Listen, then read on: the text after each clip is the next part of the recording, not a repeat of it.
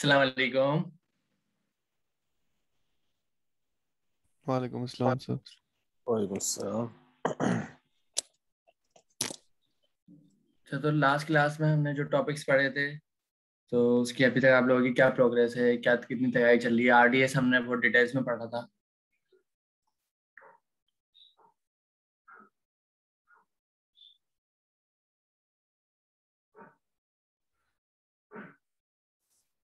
Sir last class में मैं आया था, मेरा असल में इंटरनेट कनेक्शन का इशू था। मैंने इधर मैसेज भी किया था टॉपिक्स पूछने के लिए, लेकिन खैर उस वक्त आपने रिस्पॉन्ड नहीं किया। तो लेकिन आपने वीडियो भी अपलोड नहीं की इसकी। तो व्हाट्सएप पे वीडियो मैंने कहा अपलोड बोल। नहीं हुई? जी नहीं हुई। मैंने कहा व्हाट्सएप पे आपको बोलूं, लेकिन आप उधर एक्टिव होते नहीं है, तो इसलिए मैंने कहा अभी बोल दूं आपको।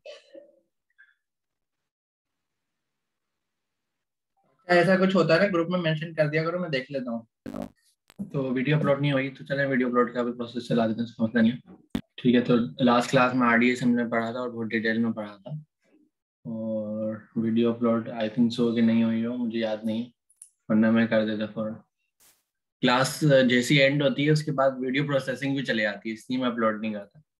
और उसके बाद ये होता है कि अगर वो नजर आ जाए तो मैं अपलोड कर देता हूँ, और कोई ग्रुप पे मैसेज कर दे तो भी वो अपलोड हो जाएगी। तो चले कंटिन्यू सही है। करते हैं। और कोशिश ये करा करें क्लास में ज्वाइन हो, वीडियो का वेट ना करें। क्लास इंटरेक्टिव होती है, आप लोग सवाल कर सकते हैं। जो भी हमारी कोशिश होती है आपको पढ़ाने की, बिल्कुल सर। मतलब।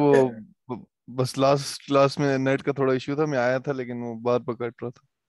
तो लास्ट क्लास में हमने आरडीएस पढ़ा था। आरडीएस एक एडब्ल्यूएस की सर्विस है, ये मैनेज सर्विस है। मैनेज सर्विस से मुराद ये होती है कि आपको अगर कोई भी सर्विस क्रिएट करनी है तो वो पहले से बनी हुई है, आपको जस्ट उसको क्रिएट करना है, रन करना है, स्टॉप करना है, स्टार्ट करना है, बस ये। आपको कोई कॉन्फ़िगरेशन नहीं करनी। कॉन्फ़िगरेशन से मुराद इंस्टॉलेशन नहीं करनी। नॉन मैनेज सर्विस क्या होती है कि आपने पहले एक वर्चुअल मशीन ली, उसमें फिर अपना हिसाब से स्पेक सेट करे, इतनी रैम, प्रोसेसर, जो भी एक्सपायर है। फिर आपने उसमें कुछ सॉफ्टवेयर इंस्टॉल करे। सबसे पहले ऑपरेटिंग सिस्टम लिया है कि मुझे रेड हैट चाहिए, मुझे और यूबंटू चाहिए, विंडोज चाहिए। फिर आपने उसमें कोई सॉफ्टवेयर इंस्टॉल करा, उसके ड्राइवर इंस्टॉल करे। फिर आपको क्या करना है, फिर आपने अगर उसके लाइसेंस है तो लाइसेंस लगाया, नॉन लाइसेंस है तो ऐसे ही चलाया। और फिर उसके वर्जन अपडेट होंगे तो आप उसको पेज चलाएंगे जब भी वर्जन अपडेट होगा। तो ये सारी नॉन मैनेज सर्विस होती है, आप खुद मैनेज करें। मैनेज सर्विस क्या होती है कि मुझे डेटाबेस बनाना है।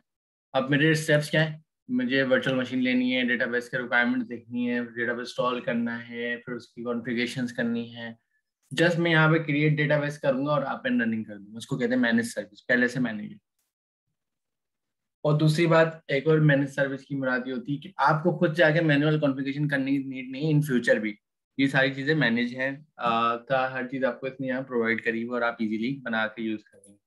तो डेटाबेस की मल्टीपल टाइप्स होती हैं, जैसे हम देखते हैं नो एसक्यूएल और एसक्यूएल। आरडीएस जो रिलेशनल डेटाबेस है, एसक्यूएल केस में डेटाबेस है, उसमें माइक्रोसॉफ्ट एसक्यूएल सर्वर आ रहा है आपके सामने, ओरेकल आ रहा है, और पोस्टग्रेस भी आ रहा है, मारियाडीबी भी आ रहा है, माइस्क्यूएल भी आ रहा है, और एक अमेजोन अरोरा आ रहा है। अमेजोन अरोरा एक अमेजोन ने अपना खुद का डेटाबेस बनाया है। बाकी सबके नाम आपने सुने होंगे, ये सब ओपन सोर्स मार्केट में है, जो आप इजीली यूज कर सकते हैं। ये एंटरप्राइज है, और ये जो है ये तो बिल्कुल ही ओपन सोर्स है, इसको तो कोई ऑन ही नहीं करता। और ये माइस्क्यूएल ओरेकल ये भी नहीं का ही है, यही सपोर्ट कर रहे हैं। और मारियाडीबी भी है, एसक्यूएल सर्वर विंडोज का है। तो ये सारे मौजूद हैं। अमेजोन अरोरा, अमेजोन ने अपना एक अ, अपना एक ये समझ लें इंजन की इंजन बनाया है अमेजोन अरोरा। और उसने उसके बैकएंड पे जो यूज करा है वो माइस्क्यूएल और पोस्टग्रेस ही यूज करा है। बस ने अपनी कुछ इसमें फीचर्स ऐड कर दिया, अपना एक रैपर लगा दिया। और उसके अंदर बहुत सारे फायदे हैं अमेजोन अरोरा में, लेकिन अमेजोन अरोरा का कोई फ्री टियर मौजूद नहीं है जो आप उसको टेस्ट कर सके। आपको अगर अमेजोन अरोरा क्रिएट करना है तो उसके चार्जेस आपके लगेंगे। अमेजोन अरोरा के बहुत सारे फायदों में से एक फायदा क्या है, जैसे कि यहाँ पर हम अपनी मर्जी से चूज कर सकते हैं कि अरोरा विद माइस्क्यूएल और अरोरा विद पोस्टग्रेस एसक्यूएल। तो दोनों आपके पास मौजूद है। ये आपको दो ऑप्शन देता है कि आप प्रोविजन करेंगे, और मतलब यो provision and manage the service stance sizes, मतलब स्टेंस की जो साइजेस होते हैं कि रैम कितनी है, प्रोसेसर कितना है, जो हम ऑटो स्केलिंग की बात करते थे इससे पहले, तो वो आप खुद करेंगे या सर्वरलेस पे छोड़ देंगे। सर्वरलेस एक्चुअली ना बड़ा जबरदस्त कॉन्सेप्ट है। सर्वरलेस का मतलब ये होता है कि आप ना एक minimum maximum amount of resource बता देते हैं, वो ना इजीली खुद से मैनेज कर रहा होता है। मतलब सर्वर आपको मैनेज करने की नीड नहीं है, तो इसलिए हम सर्वरलेस करते हैं। ठीक है, तो इसमें रेप्लिका फीचर भी आ रहे हैं। अब अच्छी बात क्या है इसके अंदर, ये सारी चीजें ना हमें बड़ी मुश्किल से मैनेज करनी पड़ती हैं जो 2 लाइनों में लिखी हैं, single master and multi master, active active and active passive. तो ये सिंगल मास्टर और मल्टी मास्टर बाय क्लिक हमें दे रहा है, जैसे हम यहाँ से चूज करेंगे वो चला लेंगे। ठीक है, अगर मैं सिंगल मास्टर ले रहा हूँ तो मुझे इंडियन की टाइप दिखा रहा है कि आपको ग्लोबल डेटा बेस स्ट्रक्चर चाहिए या पैरेलल क्यूरी सपोर्ट चाहिए, दोनों ऑप्शन यहाँ पे मौजूद है। मतलब एक सिंगल अमेजोन का जो डेटाबेस है वो मल्टीपल एडब्ल्यूएस के रीजन में आपको मिलेगा। सही है, या आपको परफॉर्मेंस अच्छी करनी है या अपनी आपको कोई क्यूरीज चलानी है, सही है, तो आप क्या चाह रहे हैं, आप अरोरा का एक अलग से स्टोरेज लेयर ले लें, मतलब स्टोरेज लेयर ही आप अपनी सेपरेट ले लें। कॉन्सेप्ट हमने शुरू में क्या डिस्कस किया था, जब भी हमारा डेटाबेस होता है वो डेटाबेस एक सॉफ्टवेयर है। वो सॉफ्टवेयर क्या है, DBMS डेटाबेस मैनेजमेंट सिस्टम आपको प्रोवाइड कर रहा है। उसके पीछे क्या लगा हुआ है, कोई ना कोई डेटाबेस का इंजन यूज हो रहा है, जैसे MySQL और पोस्टग्रेस की बात हो रही है, वो डेटाबेस का इंजन हो गया। चले आपने बोला मैं DBMS का सॉफ्टवेयर यूज कर रहा हूँ और मैं उसका इंजन जो है मेरे पास जो है MySQL यूज कर रहा हूँ। ठीक है, अब उसके पीछे कोई ना कोई, अगर आप क्लस्टरिंग कर रहे हैं, क्लस्टरिंग क्या होती है कि आप ग्रुप ऑफ मल्टीपल से ग्रुप ऑफ क्लस्टर बना रहे हैं, सिंगल भी बना रहे हैं। क्लस्टरिंग का मतलब होता है कि आप उसके साथ कोई ना कोई स्टोरेज इंजन भी यूज कर रहे हैं जो कहाँ रहा है, जो आप सेपरेट रख रहे हैं या उसके साथ कंबाइन रख रहे हैं। स्टोरेज इंजन क्या होता है, डेटाबेस में जब भी कोई वैल्यू जाके सेव होगी तो उस स्टोरेज पे जाके सेव होगी। ठीक है, इससे फायदा क्या हुआ, इन केस ऑफ आपको HA बनाना है, मतलब हाई अवेलेबिलिटी बनाना है, मल्टीपल इंस्टेंस बनाने हैं डेटाबेस की, तो आपकी एक स्टोरेज है, आप उसी स्टोरेज से शेयर करके मल्टीपल इंस्टेंस बना देंगे, सबके पास सेम डेटा हो। तो ये वही वाली बात कह रहा है कि आपको आपको एनालिटिक्स कर रहे हैं, कोई क्यूरी चला रहे हैं, तो ये तो आपको जो अपनी स्टोरेज लेयर है क्या वो pushing down to Amazon storage layer. ठीक है, और एक ये आपको प्रोवाइड कर रहा है कि आपके जो जितने भी ग्लोबल AWS के इंजन है ना, ग्लोबल मतलब ग्लोबल से मुराद है AWS की हर रीजन में आपका ये जो सिंगल इंस्टेंस है अरोरा का, ये अलाउ होगा कि वहाँ पे इजीली टेस्ट हो सकता है, चेक हो सकता है। अरोरा के ना यहाँ पे वर्जन आ रहे हैं, वर्जन किस आ रहे हैं, ये MySQL से दे रहा है, क्योंकि मैंने इंजन MySQL यूज करा है, ये MySQL का मुझे वर्जन दिखा रहा है। तो ये सपोर्टेड है 5.7 पे, ये सपोर्टेड है 5.6 पे, और 5.7 और 5.6 पे सपोर्टेड है, इससे आगे सपोर्टेड नहीं है। अभी जो है MySQL का 8 चल रहा है तो 8 पे सपोर्टेड नहीं है। PostgreSQL में आ जाते हैं, करंटली 13 चल रहा है और ये 12.7 तक सपोर्टेड और 13 भी इसमें आ गया। ठीक है, तो यहाँ से आप इन्फो देख लें, तो जो भी एक्सपायर डेट आपकी रिक्वायरमेंट है। टेम्पलेट ये जरूर पूछता है आपसे, भाई आप किस नहीं चला रहे हैं, प्रोडक्शन के लिए चला रहे हैं टेस्ट के लिए चला रहे हैं। तो अब अगर प्रोडक्शन चला रहे हैं तो प्रोडक्शन के हिसाब से आपको चीजें प्रोवाइड करेगा, डेव टेस्ट के लिए चला रहे हैं तो ये आपको एक टीयर डाउन इंस्टेंस, मतलब सारी आपकी जो स्पेक है वो कम होंगी। बाकी सारी चीजें वही हैं जो हम लास्ट टाइम देखी थी। मास्टर का एक एडमिन पासवर्ड, जब उसको एक्सेस करेंगे एडमिन होगा हमारा, कोई भी यूजर होगा, पासवर्ड होगा जो हम प्रोवाइड कर सकते हैं, ऑटो जनरेट कर सकते हैं पासवर्ड। और डेटाबेस जो क्लस्टर बन रहा है उसको आइडेंटिफाई करने के लिए आप उसको कोई नाम बता सकते हैं। तो ये DB इंस्टेंस क्लास हमेशा हमारे पास क्या होती है, जब हम EC2 बनाते थे तो हम चूज करते थे कि हमारे पास 16 GB रैम होगी, 2 VCP होंगे, XYZ, वो हमारे पास स्टेंस क्लास होती है। तो DB की स्टेंस क्लास क्या है कि यहाँ पे आपके मल्टीपल रिसोर्सेस आ रही हैं कि भाई आपका ये CPU होगी और ये रैम होगी आपके डेटाबेस के सर्वर में, तो आप यहाँ पे चूज कर सकते हैं।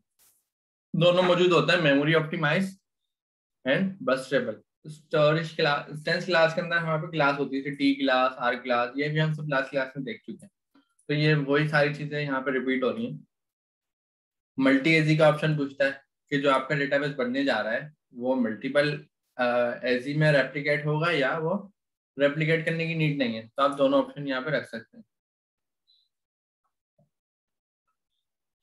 ये दोनों केस में कह रहे हैं आपका यूज होता है, फेलेवर में भी यूज होता है और हाई अवेलेबिलिटी में भी यूज होता है। Public access, no public access, सारी चीजें आपके पास वही है जो अभी तक आप देखते हुए आए, कोई भी चीज में न्यू नहीं है। रिटेंशन पीरियड है,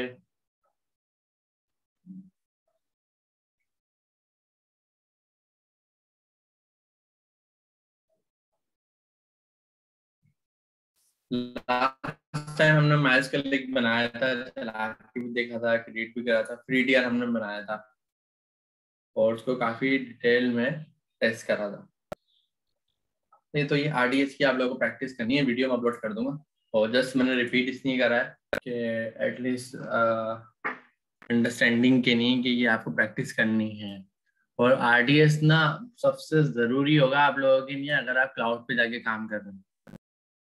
किसी भी प्रोवाइडर, आपके पास कोई भी प्रोवाइडर आता है, कोई भी आपके पास क्लाइंट आता है, कोई भी कंपनी आती है, या आप वहाँ जाकर काम कर रहे हैं एज अ एम्प्लॉय या एज अ सर्विस प्रोवाइडर, आपको अगर डेटाबेस के बारे में नॉलेज नहीं है ना तो फिर बहुत मुश्किल हो जाएगा, क्योंकि डेटाबेस जो है वो कोर है आपकी सर्विस का। सबसे हर कोई बात ही डेटाबेस पे करता है। एप्लीकेशन तो कहीं भी माइग्रेट हो जाती है इधर से उधर। एक्चुअल जो होता है वो आपका डेटाबेस होता है, डेटाबेस का आर्किटेक्चर, डेटाबेस की स्टोरेज, डेटाबेस का इंजन, डेटाबेस की स्कीमा, ये सब जरूरी होता है। तो डेटाबेस पे ना आप लोग जरूर काम करें और RDS पे मेहनत करें। तो ये एक छोटा सा एक रिसोर्स ठीक है है, सर। लेकिन सारी चीजें। जी। मैंने तो बेशक लास्ट क्लास मिस कर दी, लेकिन क्या पता आपने ये बात रिपीट भी की हो। इन अब माइक्रोसॉफ्ट कह रहा हूँ, ये अरोरा जो है डेटाबेस, अगर कोई मुझसे ये पूछ ले कि यार उन्होंने स्पेसिफिकली अपना ये डेटाबेस क्यों बनाया, इसके स्पेशली स्पेशली क्या बेनिफिट है, तो उसको बंदा क्या कहे? AWS के आर्किटेक्चर के मुताबिक उन्होंने क्या करा, हम नॉर्मली आते हैं MySQL लेके, हम MySQL में एक्टिव एक्टिव बनाते हैं। एक्टिव एक्टिव एक्चुअली होता क्या है कि हम मल्टीपल MySQL के मास्टर सर्वर बनाते हैं। सही है, जहाँ पे रीड और राइट हम कर देते हैं। एक एक्टिव पैसिव का कॉन्सेप्ट होता है कि हम क्या करते हैं, हम एक मास्टर नोड बनाते हैं, एक स्लेव नोड बनाते हैं। तो ये सारे कॉन्सेप्ट MySQL में आ जाते हैं, फिर हम ओरेकल में आ जाते हैं। तो ये सब सारी चीजें क्या होती है, नॉन मैनेज होती है, हम खुद से इंस्टॉल करते हैं, मैनेज करते हैं। वर्ल्ड वाइड जो भी आर्किटेक्चर है उस पर डिफाइन करते हैं। आर्किटेक्चर की जैसे भी मैंने बात करी, तो एग्जाम्पल के तौर पर हमारा एक डेटा सेंटर लाहौर में और एक डेटा सेंटर कराची में। सही है, अब हम क्या चाहेंगे कि भाई एक कराची के अंदर भी डेटाबेस का कुछ ना कुछ चल रहा हो, लाहौर में भी चल रहा हो, तो दोनों को कैसे मैनेज करें, दोनों तरफ एक्टिव एक्टिव हो। मतलब पाकिस्तान में कराची में और डेटा सेंटर में हमारा डेटाबेस का सर्वर रखा हुआ है, और जो लाहौर में रखा हुआ है वो भी हमारा मास्टर एक्टिव हो। सही है, तो ये कैसे मैनेज करेंगे। तो ये सारी चीजें ना आर्किटेक्चर लेवल पे आ जाती हैं चीजें। अमेजोन ने क्या करा, अपनी एक मैनेज सर्वरलेस, सर्वरलेस से मुराद है खुद वो मैनेज हो रहा है, आपको खुद करने की जरूरत नहीं। और अमेजोन का जो ग्लोबल आर्किटेक्चर है, मतलब नॉर्थ अमेरिका, और नॉर्थ अमेरिका से लेके यहाँ पर चाइना और सिंगापुर वगैरह और हांगकांग और बार्सिलोना वगैरह, ये सब मिलाकर, स्पेन मिलाकर, तो ये तो इसका जो ग्लोबल आर्किटेक्चर है उसने अपने मुताबिक, उसने कहा मेरे पास एक आर्किटेक्चर है, अपने मुताबिक उसने एक मैनेज सर्विस बनाई। वो मैनेज सर्विस जो है सर्वरलेस भी है, उसमें दोनों ऑप्शन है, सर्वरलेस भी है, प्रोविजन भी है। प्रोविजन मतलब आपको खुद करना है, सर्वरलेस मतलब वो खुद मैनेज करेगा। तो अमेजोन ने उसमें यूज क्या करा, उसने माइस्क्यूल और पोस्टग्रेस ही यूज करा है। अब अमेजोन का कोई अपना डेटाबेस यूज नहीं कर रहा है कि अमेजोन ने अपना कोई डेटाबेस बना दिया, उसको पहले पढ़ना पड़ेगा, फिर उसकी स्किल्स चाहिए।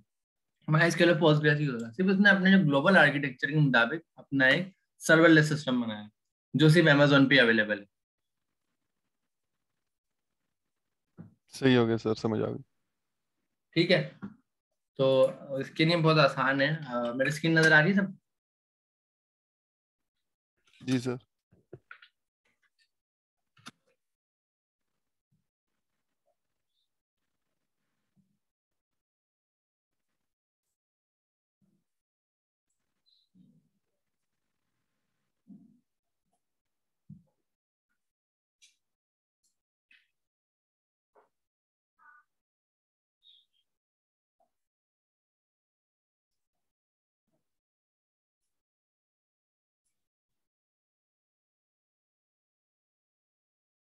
ये देखें, सबसे पहली ना इसकी यही वाली बात है, लो एडमिनिस्ट्रेटिव बर्डन, क्योंकि ये सारी चीजें खुद से मैनेज कर रहा है ना।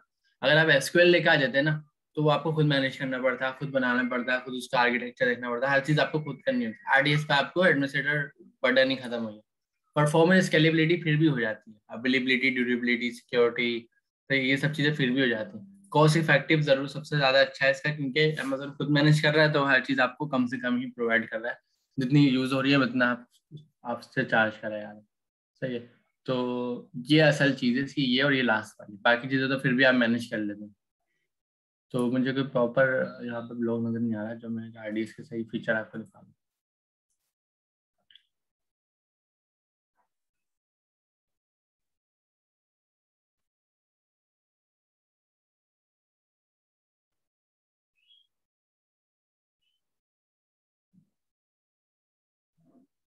अरोरा वर्सेस वो कर देंगे तो शायद आ जाए माइस्क्वेल। ये तो एक जनरल आरडीएस से कंसीडर कर रहा हूँ। लेकिन इसमें दोनों ही ऑप्शन है ना, तो मैं एक्चुअली इसका कौन सा ढूंढना है, चलें अरोरा वर्सेस मैस्कल कर लेते हैं।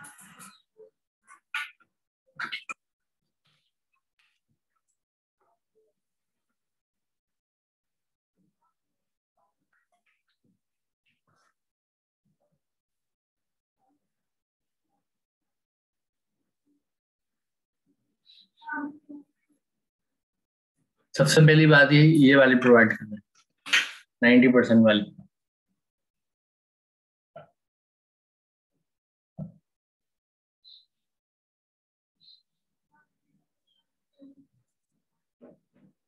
ये वाला देखें।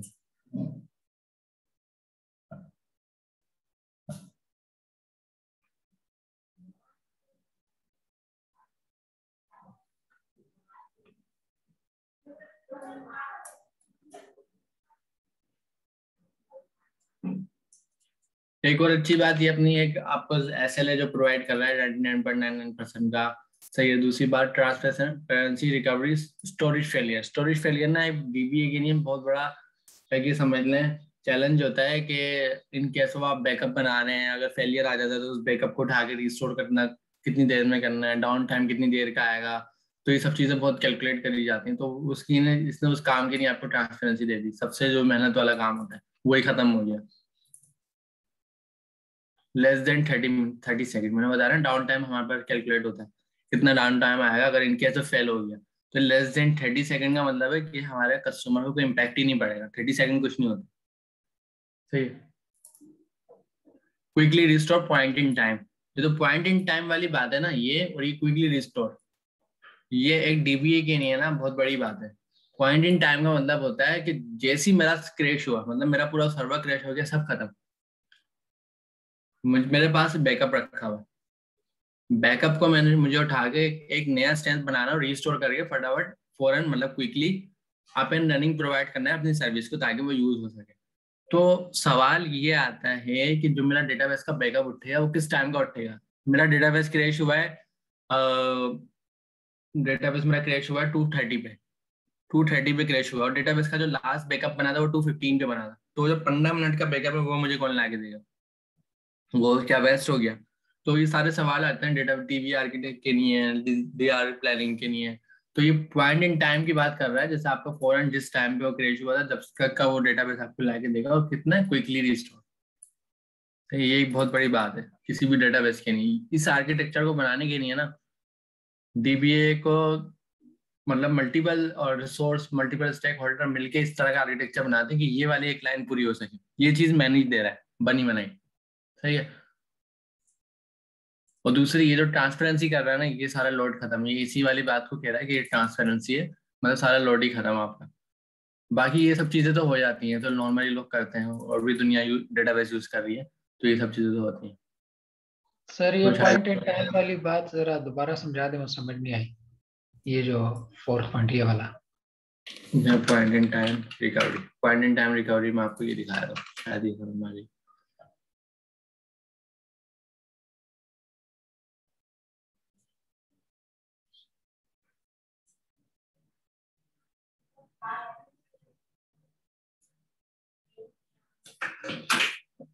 अब इसकी एग्जाम्पल इस तरह से आती है बैकअप की। बैकअप प्लानिंग क्या होती है, बैकअप प्लानिंग ये होती है कि मैंने एक डेटा पाइपलाइन बनाई है, ठीक है।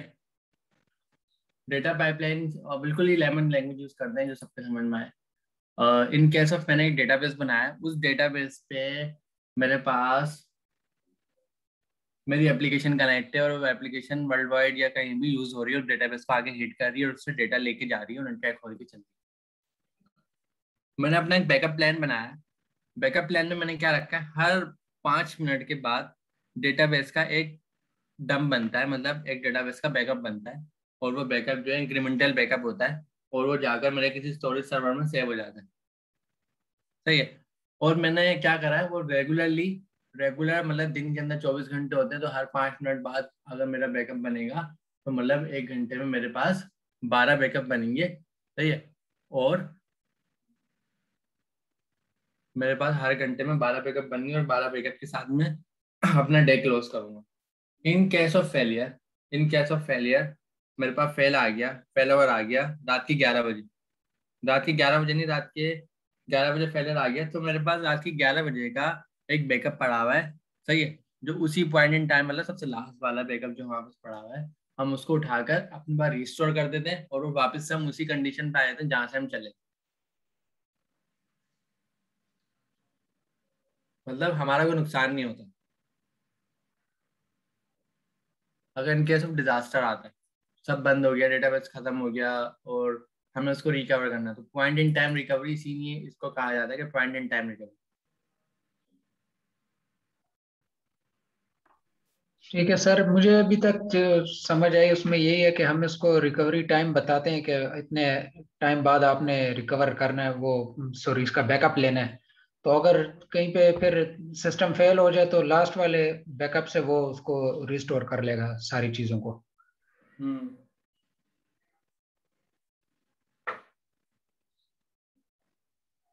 ऐसा ही है। ठीक है, तो ये सारे ना डेटाबेस के कॉन्सेप्ट आ रहे थे। तो ये point in time recovery, PITR आ जाता था, हमें वही पॉइंट इन टाइम रिकवरी। तो अमेजोन में अच्छी बात क्या है, हम ना डायरेक्ट खाली इसको इनेबल कर देते हैं, ये खुद से मैनेज कर रहा हो। ये क्लाउड है ना, क्लाउड के पास स्टोरेज भी है, क्लाउड के पास पूरा एक आर्किटेक्चर रखा हुआ, पूरी हर चीज की एक रिसोर्स रखी हुई है। तो आपको कहीं आउटसाइड जाने की नीड नहीं है, तो यहीं पर आपने डेटाबेस का बैकअप इनेबल करा है, इसी की स्टोरेज के अंदर वो कंटिन्यूसली बैकअप हो रहा है using point in time recovery. सही है।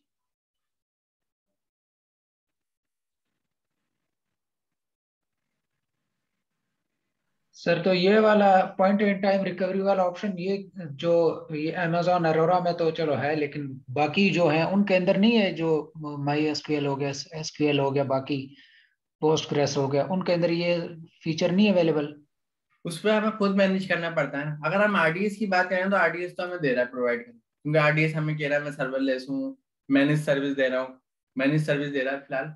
तो RDS हमें प्रोवाइड कर रहा है, लेकिन हम RDS से बाहर जाए ना, तो ये सब चीजें हैं, ये सारी चीजें हैं। मैं कहता हूँ ना पूरी दुनिया चल रही है विदाउट AWS, लेकिन वो सब चीजें आपको खुद मैनेज करनी है। आपको रिसोर्स चाहिए उसके लिए, आपको आर्किटेक्ट चाहिए उसके लिए आपको DR की प्रॉपर प्लानिंग चाहिए, पॉइंट इन टाइम रिकवरी की प्रॉपर प्लानिंग चाहिए। तो ये सब चीजें हैं, लेकिन इसके लिए स्ट्रगल है, मेहनत है और बहुत सारा वर्क है जो ये सब चीजें बनी बनाई दे रहा है।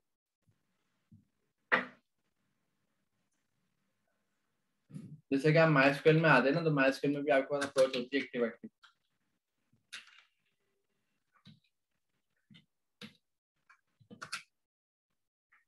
सही है, MySQL में आपके पास ये अप्रोच होती है, लेकिन ये बनाने के लिए आप क्या करेंगे? बनाने के लिए आप दो सर्वर लेंगे, दोनों का अलग अलग जगह रखेंगे, फिर ये इसके अंदर फिर प्रॉपर प्लानिंग करेंगे एक्टिव एक्टिव की। सही है, बस रेट बनाएंगे, मल्टीपल चीजें आपकी आ जाएंगी। सही है, ये सब चीजें आप खुद मैनेज कर रहे होंगे। ठीक है। ठीक है सर, समझ आ गया। समझ आ तो गया। ये सब चीजें बताने का मकसद ये है कि भाई आपने ना क्लास खत्म होने के बाद इस पे मेहनत करनी है। डेटाबेस ना सबसे जरूरी है, डेटाबेस को लाजमी मेहनत कर लो।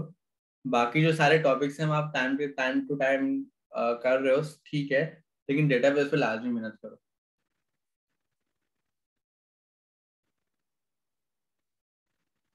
तो मुझे कोई बताएगा लास्ट क्लास में जब हमने MySQL पे काम करा था तो प्रैक्टिस किसने करी है?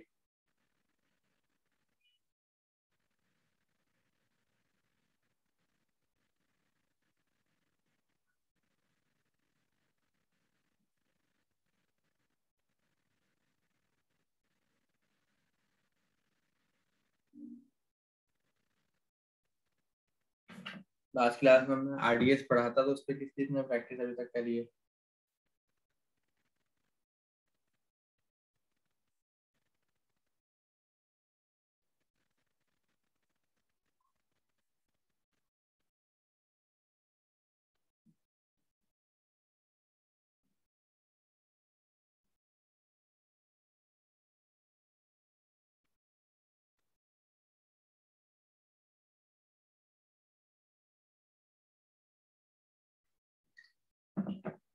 आप सब बिल्कुल ही खामोश हो जाते हैं जैसे मैं कोई पढ़ाए हुए टॉपिक की बात करता हूँ।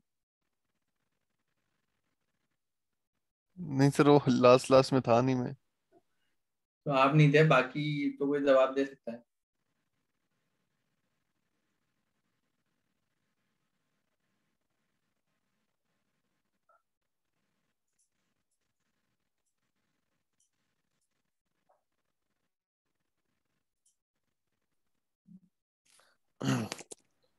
हेलो सर, मैं निजीब बात कर रहा हूँ सर। मैं असल में थोड़ा सा पीछे हूँ अभी, जो यानी कि हैंड्स ऑन प्रैक्टिस कर रहा हूँ। तो वो जो स्केलिंग वो टॉपिक है, तो उसकी प्रैक्टिस कर रहा था लास्ट वीक। और ये एक वीक में थोड़ा सा पीछे हूँ। तो अब इस वीक में इंशाल्लाह इसकी प्रैक्टिस करूँगा।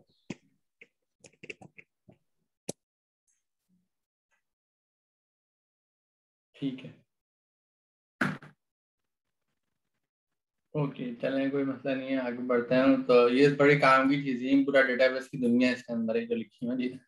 राउटर, मैसेज के राउटर होते हैं, सही है। ये हम क्या करते हैं, ग्रुप क्लस्टरिंग करते हैं। एक ग्रुप क्लस्टरिंग भी होगी यहाँ पर, ये रहा ग्रुप एप्लीकेशन लिखा हुआ है।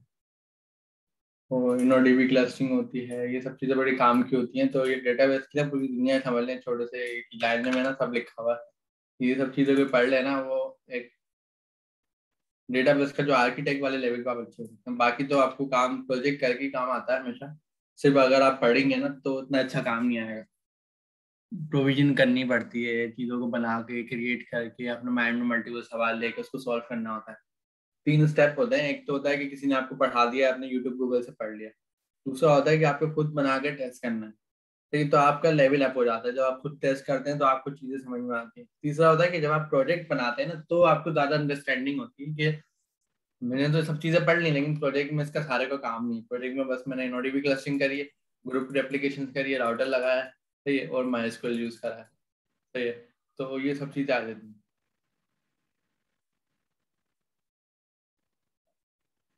और आपकी जो भी प्रोग्रामिंग लैंग्वेज के साथ कनेक्टर यूज हो रहा होता है।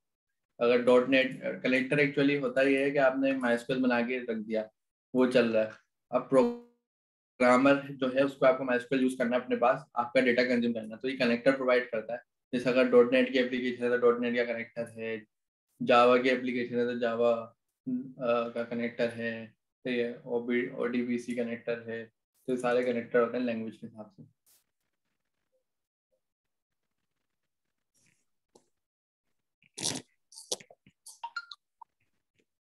तो ये तो आगे बढ़ते हैं, हमारा नेक्स्ट टॉपिक।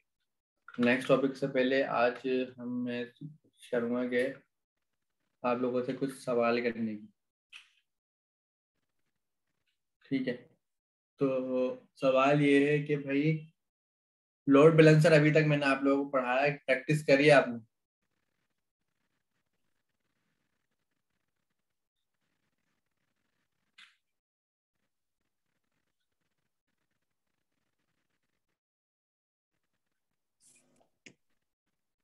लोड बैलेंसिंग हम्म। सर वो ऑटो स्केलिंग के टाइम पे की थी ना, वो जो आपने बताया था अच्छा, तो मुझे एक बात उस पे बताएं, लगाया आपने था। मल्टीपल स्टेंस लगा दिए लोड बैलेंसर में, मल्टीपल स्टेंस, और उस पर आपकी कोई ना कोई एप्लीकेशन चल रही है, तो आप कैसे मेक श्योर होंगे कि मेरा लोड किस स्टेंस पे जा रहा है? सर थ्योरेटिकली तो आपने जैसे बताया था कि जब मतलब आपने मल्टी इंस्टेंस बनाया तो पहले वो अगर एक यूजर आया तो वो एक पे भेजेगा, दूसरा यूजर आया तो दूसरे पे भेजेगा, तो वो इक्वली डिवाइड करेगा इस तरह। अच्छा, अगर यूजर अपनी स्क्रीन को रिफ्रेश करता है तो वो उसी सर्वर पे रहेगा या सर्वर चेंज हो जाएगा? ये टेस्ट करा किसी ने? नहीं सर, ये टेस्ट नहीं करा। तो आप लोग ना हो सकता है टेस्ट सर, करें। हो सकता है चेंज हो जाए सर, लेकिन अभी हो सकता है। एग्जैक्ट। तो अब ये लोग टेस्ट करें कि अगर मैंने 2 स्टेंस बनाए और दोनों स्टेंस में ना आप डेटा थोड़ा सा चेंज रख दें, मतलब जो HTML का पेज है ना, पहले वो आप कुछ और नाम रखते हैं, दूसरे पे कुछ और नाम, ताकि आप रिप्रेजेंट कर सकें इजीली कहाँ से क्या लोड आ रहा है। फिर आप ना लोड बैलेंसर से रिक्वेस्ट भेजें और देखें कौन से सर्वर पे जा रहा है, 1 पे जा रहा है, 2 पे जा रहा है। अगर 1 पे जा रहा है तो पेज रिफ्रेश करके देखें क्या पेज रिफ्रेश पे चेंज हो रहा है, ठीक है। ठीक है सर। तो ये चीज आप अपने पास नोट करें। तो एक बात बताएं, अगर मैं किसी सर्वर से कनेक्ट हूँ और उस सर्वर के साथ मेरा क्या जुड़ा हुआ है, नॉर्मली अगर आप प्रोग्रामिंग लैंग्वेज की जबान पे आ जाते हैं ना, तो ये मैं कहाँ से कनेक्ट हूँ, मैं अमेजोन पे लॉग इन हुआ हूँ, है ना। तो ये अमेजोन से लॉगिन हुआ हूँ, जो अमेजोन की एप्लीकेशन चल रही है ये वाली, कि किसी ना किसी सर्वर पे चल रही है ना, मतलब मेरे पास जो लोड आ रहा है सर्वर से आ रहा है ना, तो उस सर्वर को कैसे पता है कि ये वाला यूजर लॉगिन है? अगर मैं इसको रिफ्रेश करता हूँ फिर भी मैं वही हूँ, ये तो लॉग आउट नहीं हो रहा। देखें लॉग आउट नहीं हुआ रिफ्रेश करने के बाद, ये तो मुझे उसी सर्वर पे लेके जा रहा है। सर मेरा ख्याल ये है कि इस यूजर का जब लॉगिन हो जाता है फिर सेशन उस उधर ही उस यूजर का क्रिएट हो जाता है, तो उस वजह से वो सेशन मेंटेन हो रहा, तो वो जब तक वो लॉग आउट नहीं होता वो सेशन उसी तरह रहता है, वो बंदा बेशक पेज रिफ्रेश करता रहे। ठीक है, तो आपके सवाल के मुताबिक हमारा सेशन मेंटेन हुआ हुआ हमारे सर्वर के साथ, जब भी हम हर वक्त लॉगिन है तो ये लॉग आउट नहीं कर रहा है ना, ऐसे ही है ना? अब जी मेरे सर। 5 सर्वर हैं, 5 सर्वर हैं, मैं तो एक सर्वर के साथ कनेक्ट हूँ, उसके साथ सेशन मेंटेन है, चौथे दूसरे तीसरे 5 के साथ तो मेंटेन नहीं हूं ना मैं। अगर मेरे लोड बैलेंस मुझे दूसरे सर्वर पे ले गया तो सेशन तो लेके नहीं जाएगा ना, या सेशन भी ले जाएगा साथ में? जी सर, सेशन तो नहीं लेके जाएगा। तो मेरा तो यूजर ही लॉग आउट हो जाएगा दूसरे सर्वर पे जाती।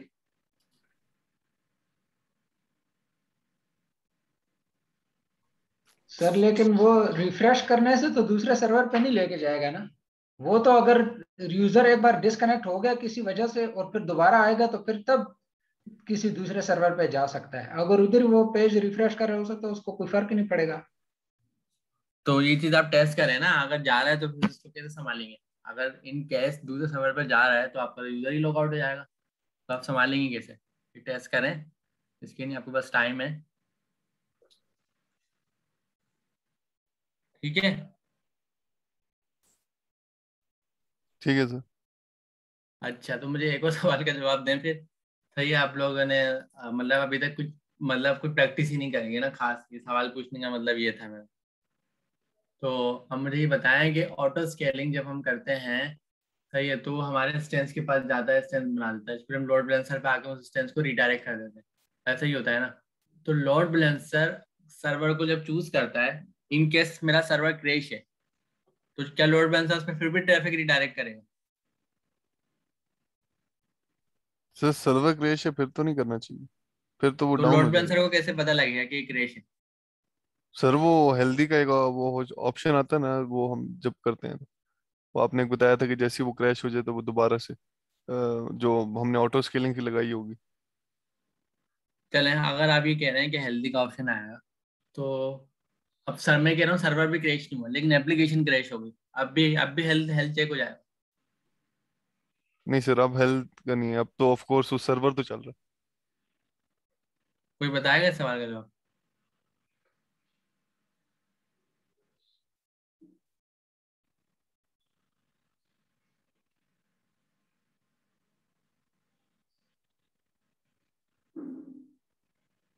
मतलब किसी ने भी टेस्ट ही नहीं करा है ना?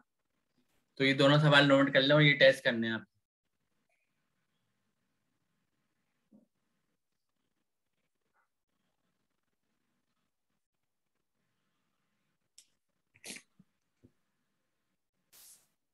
अच्छा, आई एम यूजर का हमने बड़ा डिटेल में पढ़ा है शुरू में, तो कोई मुझे आई एम रोल क्या होता है, और आई एम जो रोल के और आई एम यूजर दोनों में क्या चेंज है, क्या फर्क है?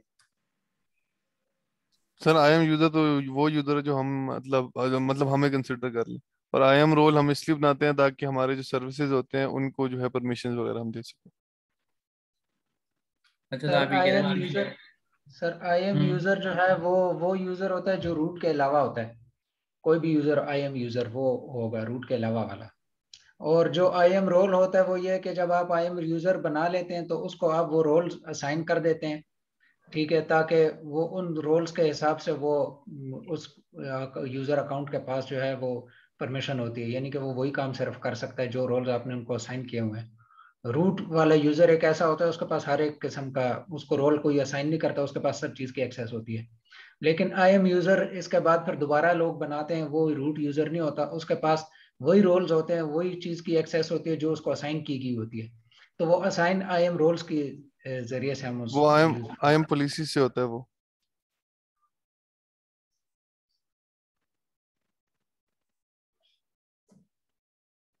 तो IAM पॉलिसी, IAM गोल, इन दोनों टॉपिक में आप लोग स्टक हैं, ये सारी चीजों को अपना रिकवर करें नहीं सर, और प्रैक्टिस करें।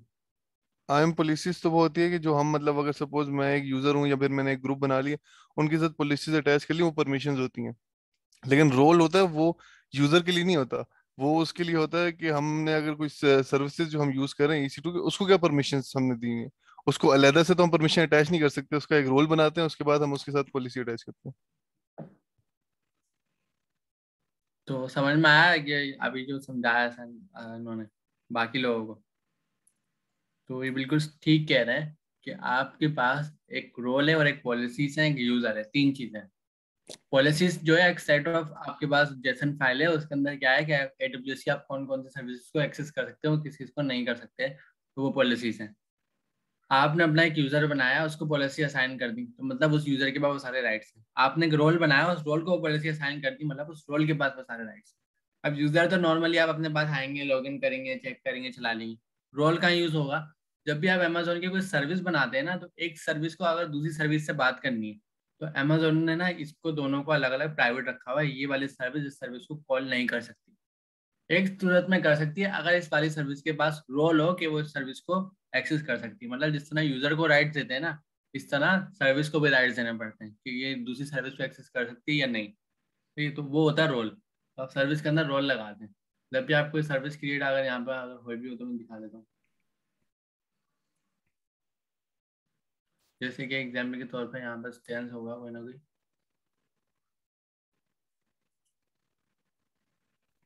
ये अगर स्टैंस है तो इस स्टैंस में मैं जाता हूँ।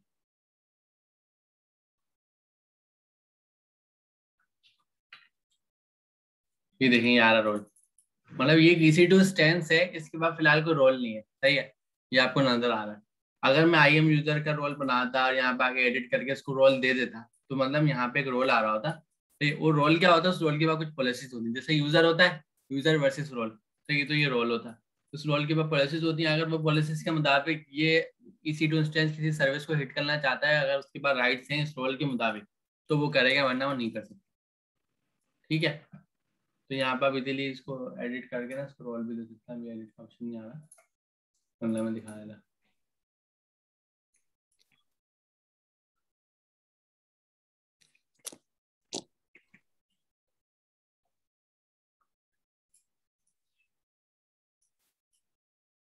मॉडिफाई IAM रोल, ये आ रहा सिक्योरिटी में आ रहा।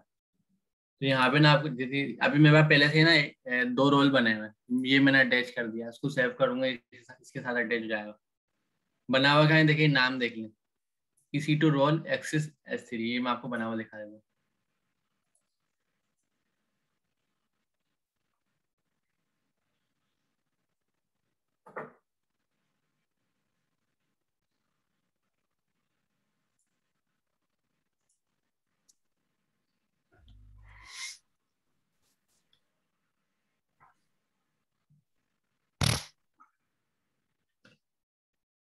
ये बनाओ 196 डे पहले ही बना है, सही। जस्ट लाइक यूजर, यूजर के अंदर हम जाते हैं, तो यहाँ पे कुछ यूजर्स हैं, इतने इतने दिन पहले ये एक्टिव हुए हैं, अभी फिलहाल ये वाला यूजर एक्टिव है, तो ये सारे यूजर्स हैं।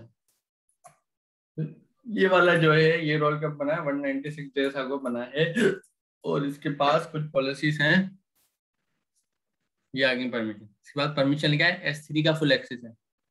परमिशन अटैच भी कर सकते हैं, एडिट भी कर सकते हैं, रोल को कर रहे हैं। इसी तरह यूजर के पास होता है कि अमीन आलम के पास कौन सा राइट है,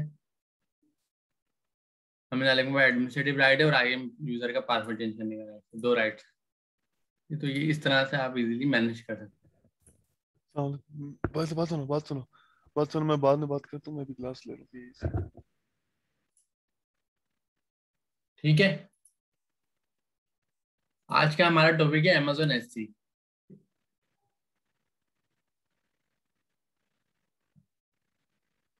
और मैं ना आप सब लोगों से मेरी उम्मीद है कि सब डेटाबेस पर तैयारी करेंगे, जिस किसी ने अगर नहीं करी ना, उसका अपना नुकसान है।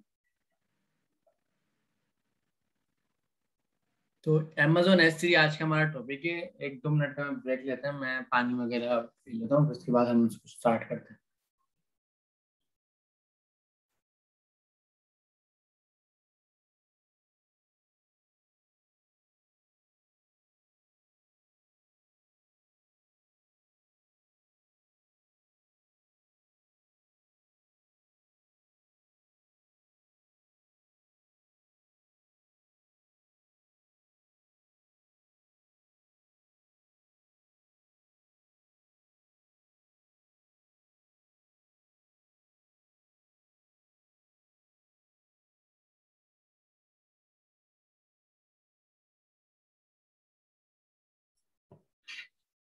Amazon S3 क्लाउड के ऊपर आपके पास स्टोरेज प्रोवाइडर है जो Amazon ने प्रोवाइड करा हुआ है। और सर Amazon एक S3 टास्क का एक दफा जी। कंफर्म कर लूं सर, लोड बैलेंसिंग का तो मुझे समझ आ गई। जो दूसरा आपने कहा था कि जो एप्लीकेशन हमारी क्रैश कर जाए, आपका मतलब ये था कि आपने उसमें जो एप्लीकेशन दी है, सपोज HTML की फाइल है, तो वो चल रही है उधर ना, तो आप कह रहे हैं कि हम्म। अगर वो हमारी ना हो या रिमूव कर दें फाइल को, तो फिर क्या होगा, ये पूछ रहे थे आप? हम्म। चलें, सही हो गया सर ये। देख। तो इसका जवाब कोई बताया है स्टूडेंट्स में से, या किसी ने भी प्रैक्टिस नहीं करी?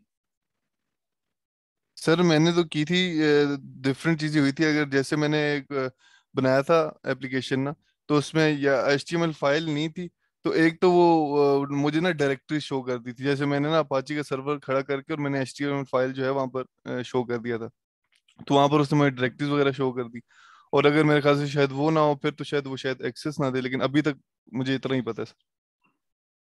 ठीक।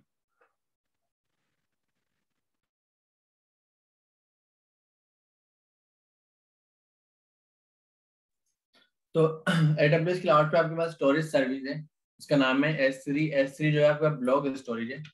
और अगर आप S3 पे डायरेक्ट जाएं और यहाँ पर आपके पास ऑप्शन आएंगे कुछ,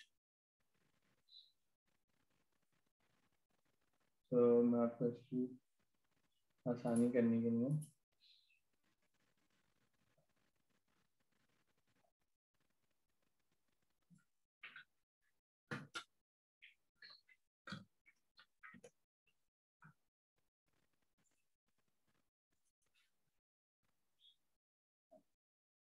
आपको ये दिखा दूं डायरेक्ट। तो object storage built in relative amount of data from anywhere, ये अमेजोन ने आपको स्टोरेज सर्वर प्रोवाइड करा है। स्टोरेज सर्वर एक्चुअली हमारे पास क्या होता है, डेटाबेस तो आप लोगों ने देख लिया। डेटाबेस में आप क्या रख सकते हैं, क्या डेटाबेस में आप इमेजेस, वीडियोस, फाइल्स ये सब रख सकते हैं? जी सर।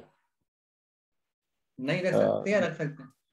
नहीं, सर इसमें डेटाबेस में स्ट्रीम ऑफ कोई वीडियो, सर डेटाबेस में लोग वीडियोस वगैरह नहीं रखते, बल्कि वीडियोस वगैरह को एक अलग फोल्डर में रखते हैं और उसका लिंक जो है ना वो डेटाबेस के अंदर रखते हैं, क्योंकि डेटाबेस से वीडियो निकालना ये बहुत बड़ा स्लो कर देगा सिस्टम को, वो मुश्किल काम है।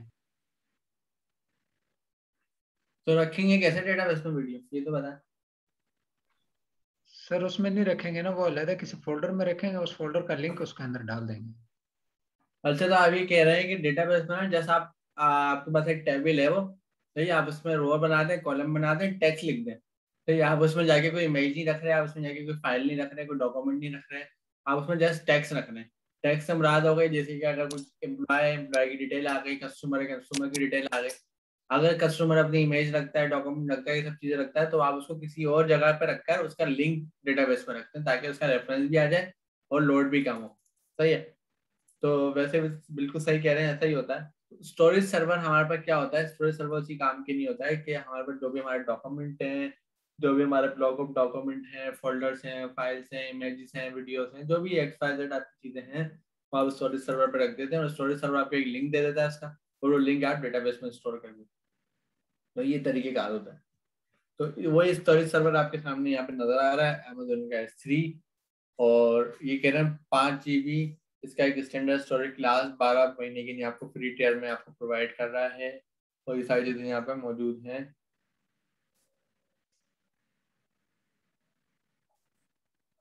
और ये सारे इसके बड़े क्लाइंट हैं जो उसको यूज कर रहे हैं।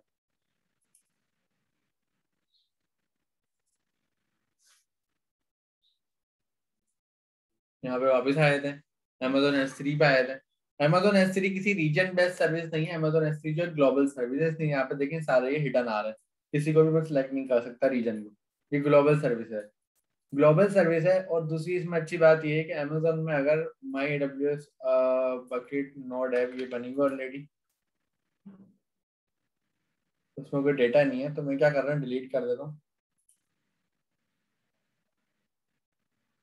ये वाली बकेट।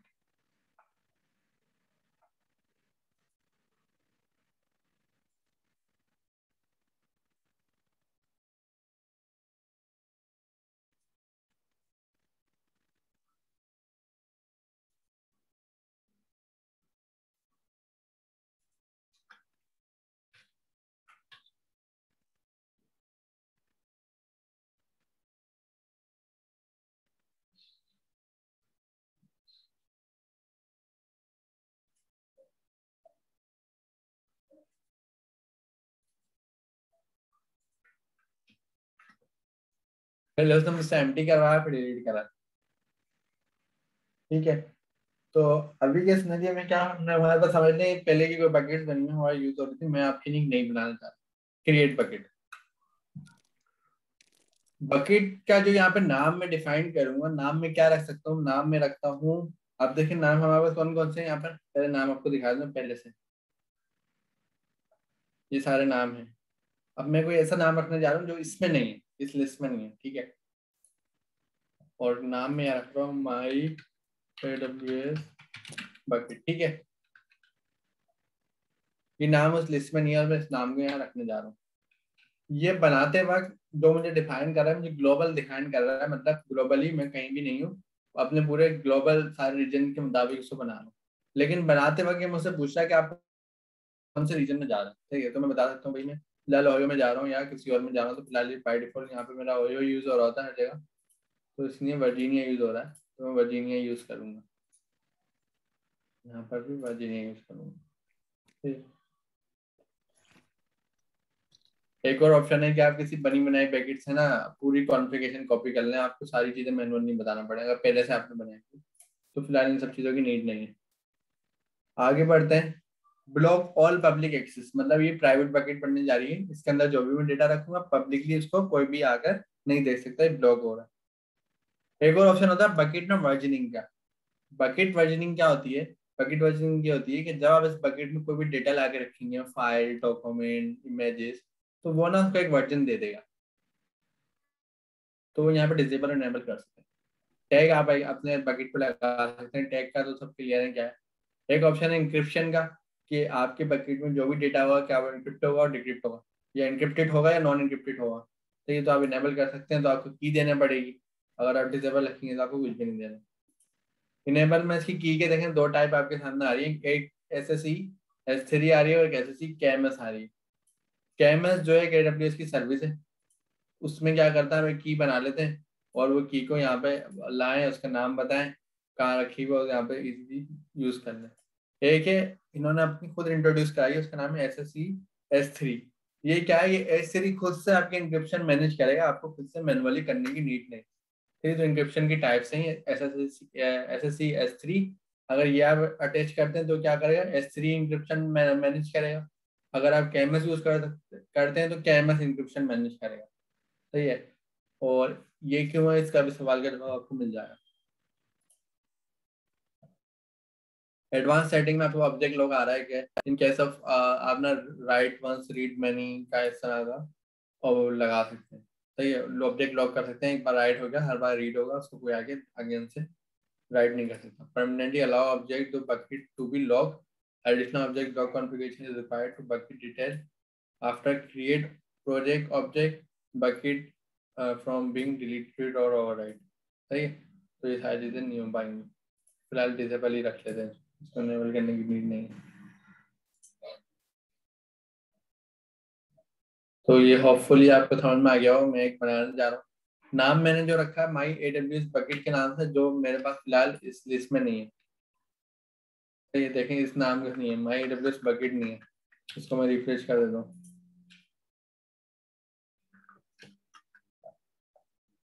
ठीक है, ये नाम कोई भी नहीं है ही नहीं। अब मैं क्रिएट करने जा रहा हूँ। क्रिएट कर देता साइट से वो यहाँ पे पुरानी वाली सर्वर साइट डिसेबल है, ये भी डिसेबल है, वर्जनिंग भी डिसेबल है। क्रिएट बकेट, तो मुझे एरर क्या दिया, बकेट नेम ऑलरेडी एग्जिस्ट, जबकि यहाँ तो है ही नहीं। तो इसका सवाल का जवाब है, AWS ये कहता है आपको, जब आप AWS में S3 बना रहे हैं, वो ग्लोबल सर्विस तो है, लेकिन वो ग्लोबल स्पेसिफिक आपके अकाउंट के लिए नहीं कह रहा, वो ग्लोबल वर्ल्ड वाइड कह रहा है। मतलब इस दुनिया में जितने भी लोग Amazon का S3 यूज कर रहे हैं, उन सब में से आपका नाम यूनिक होना चाहिए। मतलब ऐसा नहीं हो कि आपने जो नाम यूज करा है वो नाम कोई और भी यूज कर रहा हो। तो ग्लोबली वर्ल्ड वाइड आपका नाम जो है यूनिक होना चाहिए, सिर्फ रीजन की बात नहीं हो रही, सिर्फ आपके अकाउंट की बात नहीं हो रही, ग्लोबली बात हो रही है। तो आपने यहाँ पे क्या करा, आपने यहाँ लिखा PIIC माई AWS बकेट PIAC बैच 3, ये आपने नाम रख दिया। ग्लोबली आप कोई नाम PIAC से तो नहीं रखेगा ना, ये तो यूनिक होना चाहिए। तो आप हम क्रिएट करने जा रहे हैं।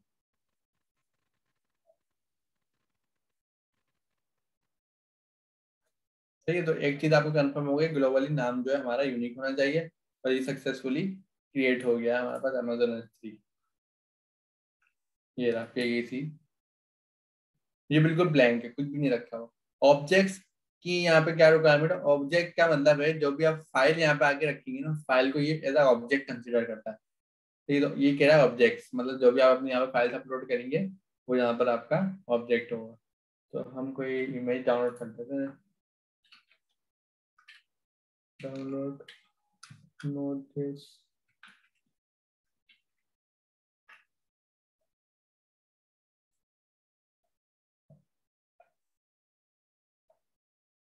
ये डाउनलोड कर लो, ठीक है।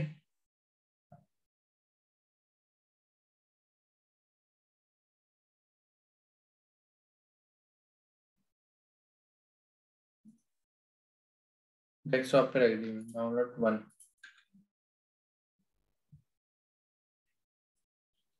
इस फाइल को मैं यहाँ अपलोड कर रहा हूँ। अपलोड पे जाते हैं, ऑब्जेक्ट बताना है यहाँ पे हमें कोई ना कोई। ठीक है, अब ये क्या बता रहा है, जो भी मेरा यहाँ पे मैं अपलोड करूंगा ना, उसका ना एक URL बन जाएगा S3://my-AWS-bucket-PIAC-3। मतलब इसने जब भी मेरे से नाम यूनिक रख पाया था, क्योंकि ये प्रॉपर URL बना रहा है जो पब्लिकली ग्लोबली यूनिक है, इसलिए इसका नाम भी मुझसे सेपरेट रखवाया था S3:// और ये मेरे बकेट का नाम आ गया बिल्कुल same to same. Add files में यहाँ पे कर सकता हूँ, एड फोल्डर भी कर सकता हूँ, दोनों ऑप्शन मौजूद है। मैं फिलहाल एड फाइल्स कर रहा हूँ। तो ये मेरे फाइल्स कहाँ रखी हुई, मेरी फाइल डेस्कटॉप पे रखी हुई है। अभी करंटली डाउनलोड के नाम से डाउनलोड हो गई, ये तो ये आ गई। मल्टीपल्स भी ऐड हो सकते हैं, ड्रैग एंड ड्रॉप का भी ऑप्शन है। इसके बाद क्या डिटेल्स थोड़ी सी देख लेते हैं। बकेट का वर्जन जो है फिलहाल डिसेबल है, इंक्रिप्शन कुछ नहीं है, ऑब्जेक्ट की लॉकिंग भी कुछ नहीं हमने लगाई। बकेट वर्जन हम यहाँ पे क्लिक करके इनेबल भी कर सकते हैं, इजी, फिलहाल जरूरत नहीं है। परमिशन हमारी क्या आ रही है, तो ये परमिशन हम इसको बता सकते हैं, individual access control list permission. ठीक है, specify individual access control list permission हम यहाँ पे बता सकते हैं कि भाई जो मेरी जो ये जो एक्सेस कंट्रोल लिस्ट है, मतलब SCL है इस S3 का, इसको क्या क्या काम हो सकते हैं। ऑब्जेक्ट रीड हो सकता है, यस हो सकता है। कौन रीड कर सकता है, ऑब्जेक्ट का जो ऑनर है। तो ये जो AWS अकाउंट, मतलब जो इसका ऑनर है AWS अकाउंट में, फिलहाल ऑनर कौन है, ये ऑनर है गेम्स अप्लायंस, सही है। तो ये इसको रीड कर सकता है, और ये क्या कर सकता है, इसको राइट एंड रीड भी कर सकता है। ये ऑब्जेक्ट का मतलब क्या है, आपकी फाइल, और इसका मतलब क्या, इसकी आपकी एक्सेस कंट्रोल लिस्ट, मतलब जिसमें आप पॉलिसी बता रहे हैं। ठीक है, यहाँ पे कोई सवाल है किसी का?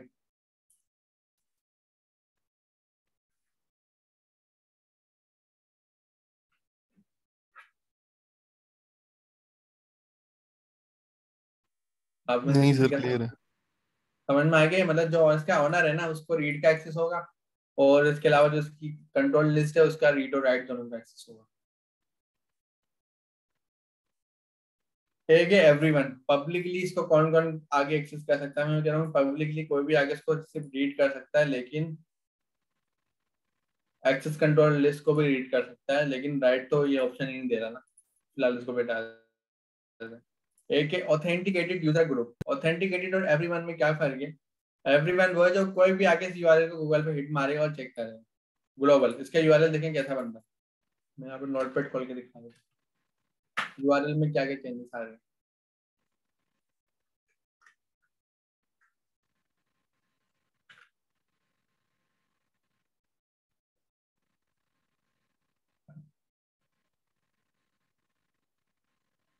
इसका URL जो यहाँ लिखा होगा ना, ये रहा, ये तो आपका डेस्टिनेशन URL बनेगा।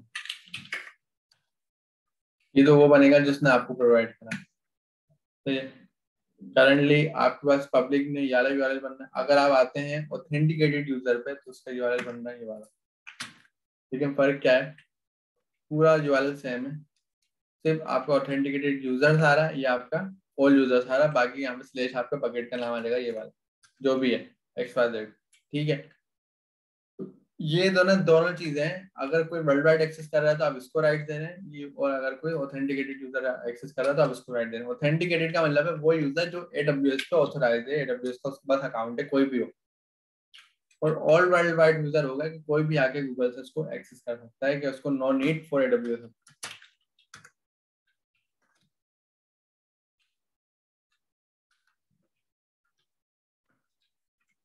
ठीक है, तो ये दोनों का फर्क ये है। और ये जो हो गया है तो ऑनर हो गया। तो दोनों ऑप्शन यहाँ पे मौजूद हैं आपके सामने। अभी एक और ऑप्शन है, आप किसी AWS अकाउंट वाले बंदे को स्पेसिफिक एक्सेस देना चाहते हैं तो एड गारंटी आप दे सकते हैं। एड गारंटी में आपको कैनोनिकल आईडी देनी होती है। जब आप अपना यूजर बनाते हैं ना फर्स्ट टाइम IAM पे, सही, तो वो आपको एक कैनोनिकल आपकी आईडी देता है। वो आप आईडी उसकी बता दें जो भी है, और उसको बता दें कौन सा राइट दे रहे हैं, ये वाला राइट दे रहे हैं, ये वाला राइट दे रहे हैं। राइट का भी आप दे सकते हैं। मतलब एक ऑप्शन है, आप गारंटी एड कर रहे हैं किसी की कि भाई ये वाला जो यूजर है इसको फिलहाल इस S3 के राइट से दो, सही। तो ये भी ऑप्शन मौजूद है। तो यहाँ पर आप उसकी आईडी देंगे और ये सब बता देंगे, तो वो आईडी आपकी यहाँ काम आ जाएगी। कैनोनिकल आईडी जो यूनिक होती है हर यूजर की, IAM जो प्रोवाइड करता है। अब सबसे इम्पोर्टेंट चीज आ जाती है स्टोरेज क्लास। अभी हमने थोड़ी देर पहले देखा था इंस्टेंस क्लास EC2 में, डेटाबेस में हमने देखा था डेटाबेस इंस्टेंस क्लास। तो इंस्टेंस क्लास क्या थी वो, कोई बताएगा?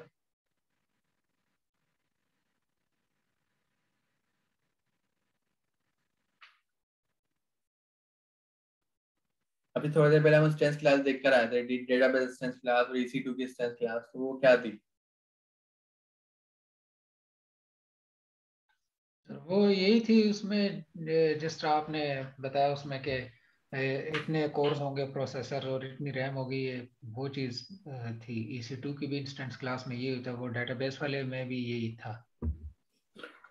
स्टोरेज क्लास में क्या, स्टोरेज क्लास में भी इसी तरह से है, लेकिन ये क्योंकि मैनेज सर्विस है, ये आपसे नहीं पूछ रहा कि कहाँ रन कर रहा है स्टोरेज सर्वर, कौन सा सर्वर है, उसकी रैम क्या है, प्रोसेसर क्या है, ये आपको हर चीज बनी बनाई दे रहा है। ये सिर्फ आपसे एक बात पूछ रहा है, वो ये पूछ रहा है कि जो आपका डेटा होगा वो किस नौयत का होगा। नौयत से मुराद इसने आपको 5-6 यहाँ पे बताया। पहला है स्टैंडर्ड, पहला है स्टैंडर्ड। स्टैंडर्ड का इसने डिजाइन फॉर लिखा है, किसके लिए हमने स्टैंडर्ड डिजाइन करा है। मतलब ये आपसे ये नहीं बोल रहा कितने कोर है, कितनी रैम है, ये आपको बस बता रहा है कि इसकी परफॉर्मेंस ये है। ये एक स्टैंडर्ड क्लास है कि स्टैंडर्ड क्लास डिजाइन करा है फ्रीक्वेंटली एक्सेस डेटा।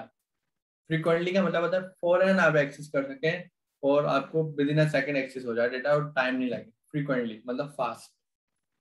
और ये कहाँ कहाँ अवेलेबल हो सकता है, कि आपके जून लेवल पे अवेलेबल होगा, ठीक है। उसकी जो मिनिमम स्टोरेज ड्यूरेशन जो कि इन्होंने नहीं बताई, और मिनिमम ऑब्जेक्ट साइज भी इन्होंने नहीं बताया, ठीक है। और मॉनिटर ऑटो टियरिंग फीस जो है इन्होंने कितनी बताई है, पर object fees apply for objects 128 KB के ऊपर आपकी फीस चार्ज होना शुरू हो जाएगी, सही है। इससे कम भी होगा तो वो 128 KB की फीस चार्ज करके, इससे कम की फीस चार्ज नहीं करता। अगर आपका डेटा 1 KB का है तो भी 128 KB परफॉर्म करेगा।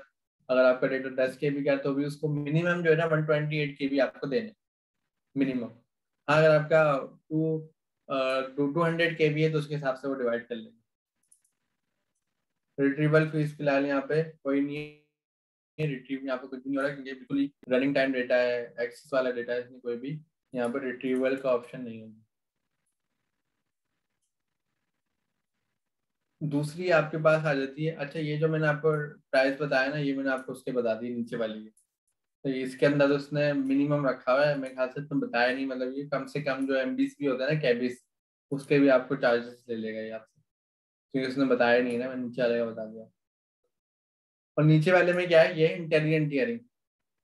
ये क्या कर रहा है, डेटा विथ चेंजिंग और unknown access pattern.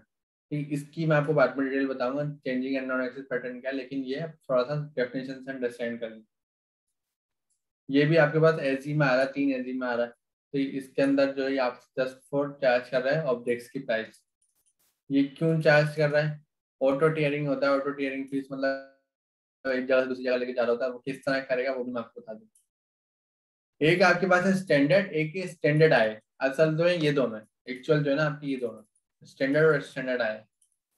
Standard I क्या है, ये है फ्रीक्वेंटली एक्सेस और ये है इनफ्रीक्वेंटली एक्सेस डेटा। मतलब जो आपको फौरन नहीं चाहिए, ये वो है जो आपको फौरन आपने क्लिक करा आपको डेटा अप एंड रनिंग चाहिए, देर नहीं लगनी। तो ये स्टैंडर्ड हो गया। एक है स्टैंडर्ड आई है, मतलब इनफ्रीक्वेंटली, मतलब ये आपको थोड़ा सा टाइम बाय करेगा डेटा आने में और रखने में। फायदा क्या होगा, कॉस्ट कम होगी। ये भी तीनों जोन लेवल पे अवेलेबल होगा, सही है। और ये क्या होगा, इसकी जो मिनिमम स्टोरेज होगी, ड्यूरेशन 30 डेज होगी। इसकी देखें ड्यूरेशन नहीं है, स्टैंडर्ड क्लास की कोई ड्यूरेशन नहीं है। मतलब अगर आपने 1 मिनट की नहीं रखा तो आप 1 मिनट के पैसे दे जाए, 10 मिनट रखा है 10 मिनट के पैसे जाए। इसमें अगर आपने डेटा 1 दिन की नहीं रखा या 15 दिन के नहीं, आपको 30 दिन के पैसे देने हैं। मिनिमम स्टोरेज ड्यूरेशन जो है आपकी 30 दिन की है, सही है। मिनिमम ऑब्जेक्ट बिल क्या आएगा इसका, 128 KB का आएगा। इससे कम भी आप रखें कोई फायदा नहीं है, 128 KB वो चार्ज करेगा। रिट्रीवल फीस जो होगी वो आपकी जीबी में चार्ज आएगी, जो डेटा आपका रखा हुआ है, सही है। और वो उसकी रिट्रीवल जो है आपकी जीबी में चार्ज करेगा।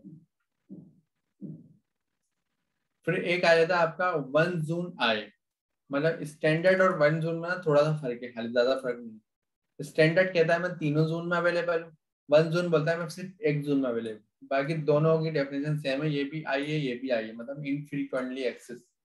इन दोनों की सेम डेफिनेशन है, सिर्फ फर्क क्या है, जोन लेवल का फर्क है। ये तीनों जोन में अवेलेबल है, ये सिर्फ एक जोन में अवेलेबल है, जो आप इसको बताएंगे।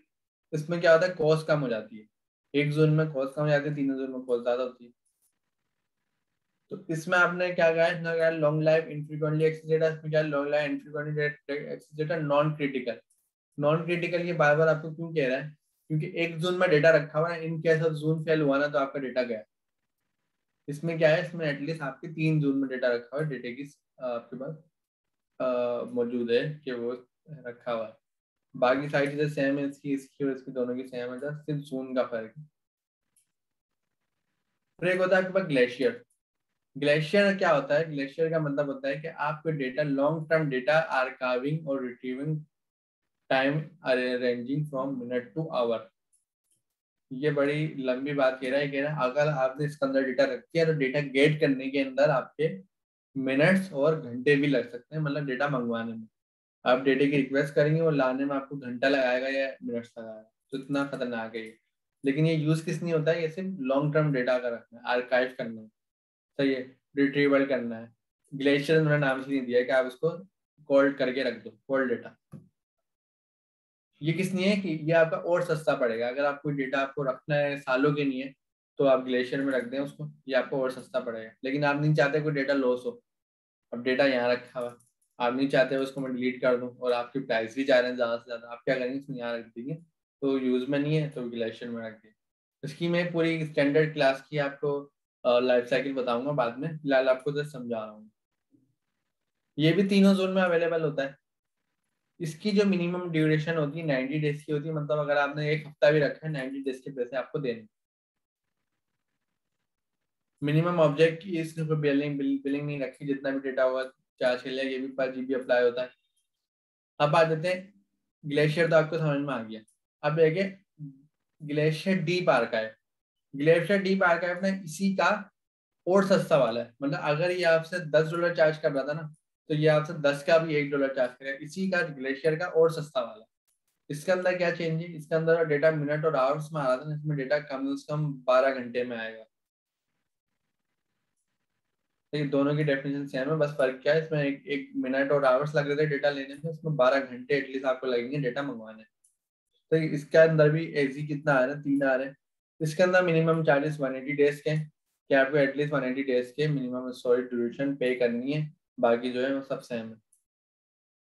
फिर एक है रिड्यूस रिडंडेंसी। और रिड्यूस रिडंडेंसी में क्या होता है कि frequently access non critical data, मतलब आप क्या करते हैं कि ये जो स्टैंडर्ड क्लास है इसी का एक सस्ता वाला है, इसकी रिडंडेंसी जो है वो बहुत कम होती है, तो इसके अंदर आप नॉन क्रिटिकल डेटा रख लेते हैं, लेकिन वो एक्सेस जो होता है फ्रीक्वेंटली होता है और आपको सस्ता भी पड़ता है। तो स्टोरेज क्लास है, फिलहाल हम स्टैंडर्ड चूज कर रहे हैं, हमें स्टैंडर्ड ही चाहिए, हमें बाकी नहीं चाहिए। तो स्टोरेज क्लास समझ में आया आप लोगों को?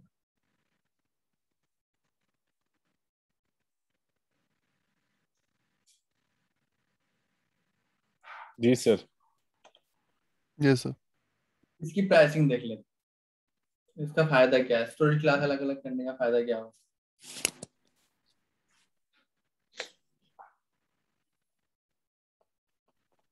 देखिए प्राइसिंग क्या आ रही है आपके सामने, स्टैंडर्ड की प्राइसिंग आ रही है स्टैंडर्ड। ये आपसे फर्स्ट 50 टीबी के पर मंथ चार्ज करेगा कितने, 0.025 पर जीबी के हिसाब से, सही है। 0.023 पर जीबी चार्ज करेगा जब आपका डेटा मिनिमम 50 टीबी होगा एक महीने का, पूरे महीने का। तो ये आपसे कितना चार्ज करेगा, 0.023 पर जीबी। तो आप इसको मल्टीप्लाई कर लें जितने आपके टीबी है। उसने कहा अगर आपका 450 टीबी से डेटा ऊपर उठता है और जाता है 450 टीबी पे पूरे महीने का, तो मैं आपसे पर जीबी चार्ज करूंगा 0.022 जीबी। और अगर आपका 500 टीबी पे ओवर जाता है तो ये कितना चार्ज करेगा, 0.021 पर जीबी। मतलब इसने आपको प्राइसिंग प्लान दे दिया कि मैं इसने आपसे चार्ज करूंगा। जनरल पर्पज स्टोरेज है for type of data typically use for frequently access. अब हम आ जाते हैं इनफ्रीक्वेंटली, थोड़ी देर के लिए इंटेलिजेंट टियरिंग को छोड़ देते हैं। फ्रीक्वेंटली एक्सेस में आपके पास क्या होता है, इनफ्रीक्वेंटली एक्सेस। फ्रीक्वेंटली तो देख लिया। इनफ्रीक्वेंटली एक्सेस में ऑल स्टोरेज ऑल मंथ 0.0125 पर जीबी, सही है। इससे कम पड़ रहा है, ये तो आपका 23 पड़ रहा है, ये 12 पड़ रहा है, मतलब इससे आधी कीमत तो पड़ रहा है। वन जोन पे आ जाते हैं। One zone infrequently access discrete infrequently access data that need to be millisecond access. Storage per month क्या आ रहा है, 0.01 आ रहा है। इसका क्या आ रहा है, 0.012 आ रहा है। इसका उससे भी थोड़ा सा कम है, पूरा 1 है। अब आ जाते हैं ग्लेशियर पे। ग्लेशियर आपसे कितने चार्ज कर रहा है, ग्लेशियर आपसे 0.004 पर जीबी चार्ज कर, कितने कम होगा, डबल जीरो तो किसी में है ही नहीं, आप इसमें लगा। और आर्काइव ग्लेशियर इससे भी कम है, ये आपसे चार्ज कर रहा है 0.30 लग के फिर 999 पर जीबी आ रहा है। लेकिन अगर आप टीबीज में डेटा रखेंगे ना, इसमें कितना आएगा आपको मैं कैलकुलेटर में दिखा देता हूँ।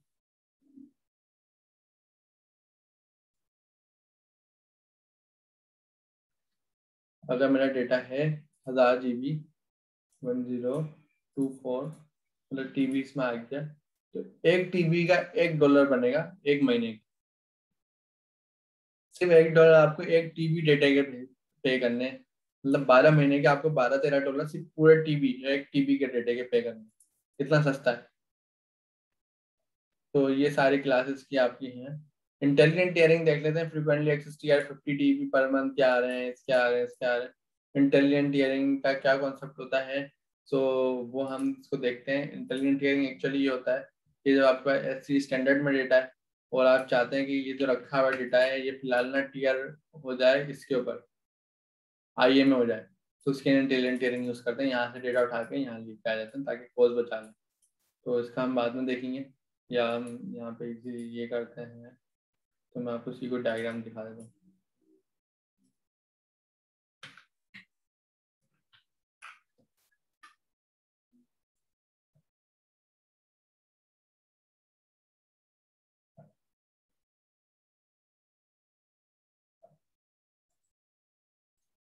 ये इंटेलिजेंट टियरिंग आपके पास स्टैंडर्ड में डेटा रखा हुआ है, लाल वाला, जो लाल वाला समझ रहे हैं ना, ये स्टैंडर्ड में रखा हुआ। अब आपने क्या करा, आपने देखा एक महीने से डेटा रखा हुआ है, कोई यूज ही नहीं कर रहा। महीना जैसे एंड हुआ ना, आपने इंटेलिजेंट टियरिंग लगाई हुई, उसने क्या करा, उसने देखा भाई ये डेटा कोई यूज ही नहीं करता, फिलहाल ऐसे ही रखा हुआ है, हमारे बिला वजह की कॉस्टिंग जा रही है। इसने डेटे को उठा के किस में रख दिया, कोई बताएगा।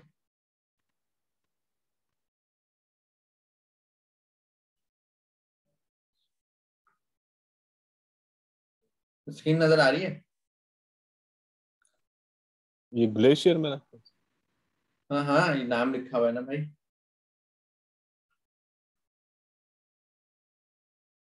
ग्लेशियर में रख दिया तो 12 घंटे बाद एक्सेस होगा, दोबारा चाहिए होगा तो।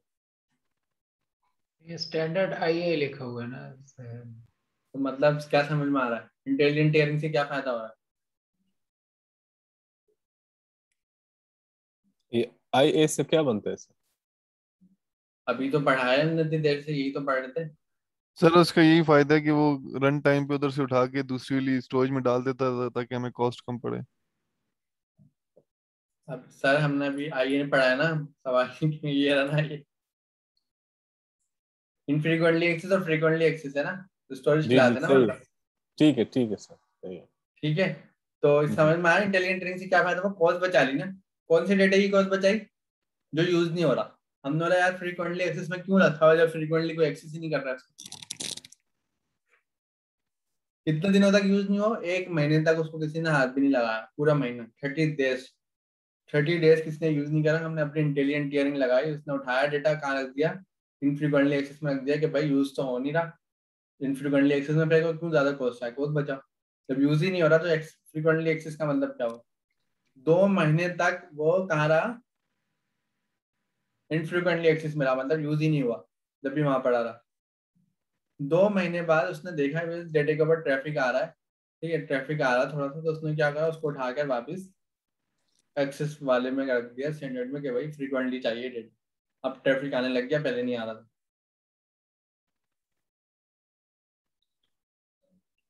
सर इसमें एक सवाल जहन में आ रहा है कि बता। अगर ये कोई ऐसा तरीका हो सकता है कि बंदा उसको ये कह दे कि 5 दिन तक अगर किसी ने नहीं इस्तेमाल किया तो इसको इनफ्रीक्वेंट एक्सेस वाले में डाल दो, और बिल्कुल हो फिर सकता है, बिल्कुल हो सकता है।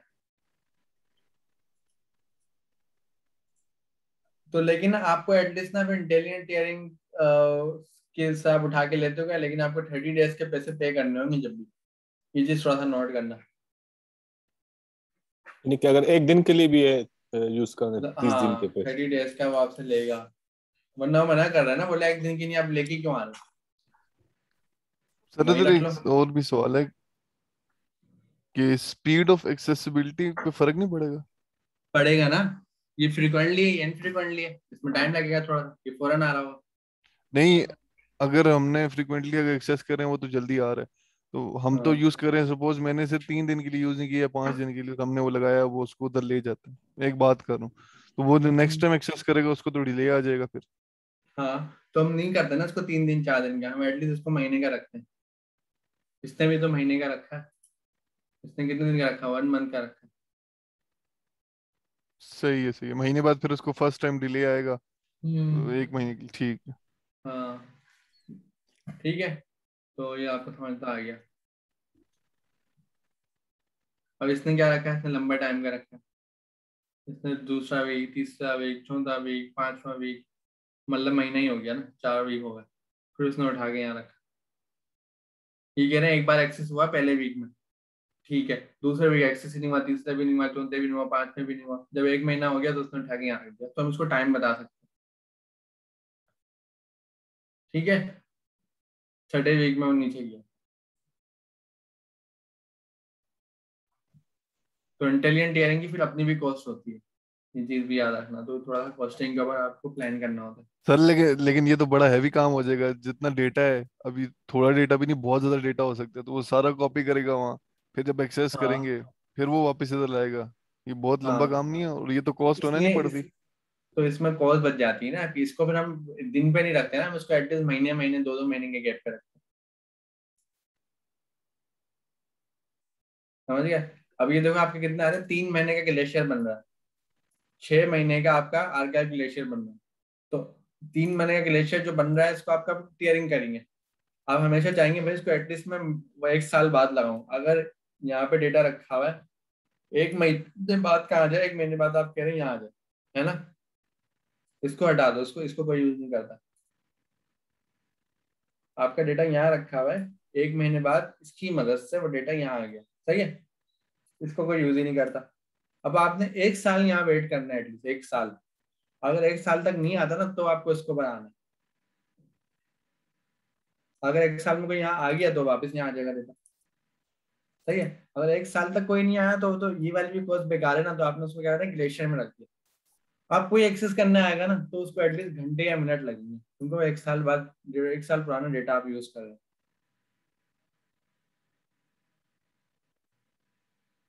सही है अगर सर। एक, उसके बाद आपने रखा 3 साल का प्लान, 3 साल डेटा यहीं रहेगा, 4 साल यहीं रहेगा, 4 साल रख लिया, 4 साल डेटा ग्लेशियर में रहेगा। 4 साल तक भी कोई नहीं आता ना, आपने 5वें साल उठा के इसको यहाँ रख देना। अब अगली बार कितने लगेंगे, एटलीस्ट 12 घंटे आपको लगेंगे कम से कम डेटा लेने में, क्योंकि पहले जो 5 साल का पुराना डेटा है उसको कौन लेना आएगा पहली बार। लेकिन आपका फायदा क्या है, आपका डेटा लॉस भी नहीं होगा और आपकी कॉस्ट भी बचती रहेगी, समझ रहे? Yes sir.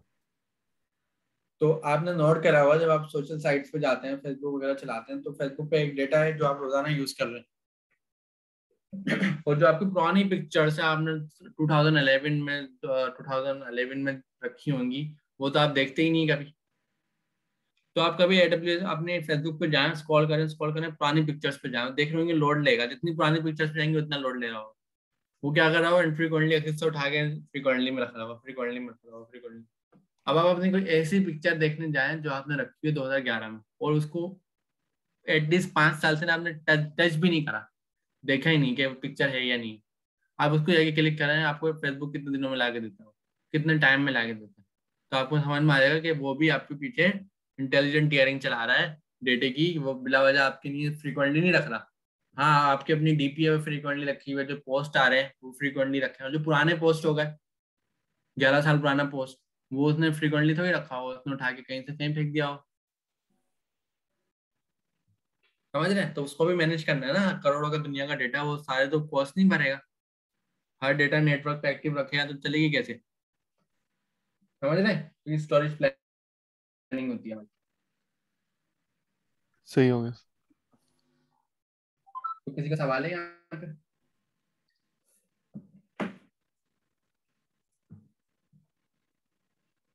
कोई सवाल है, ये क्रिएट कर लें, क्रिएट तो हुआ है।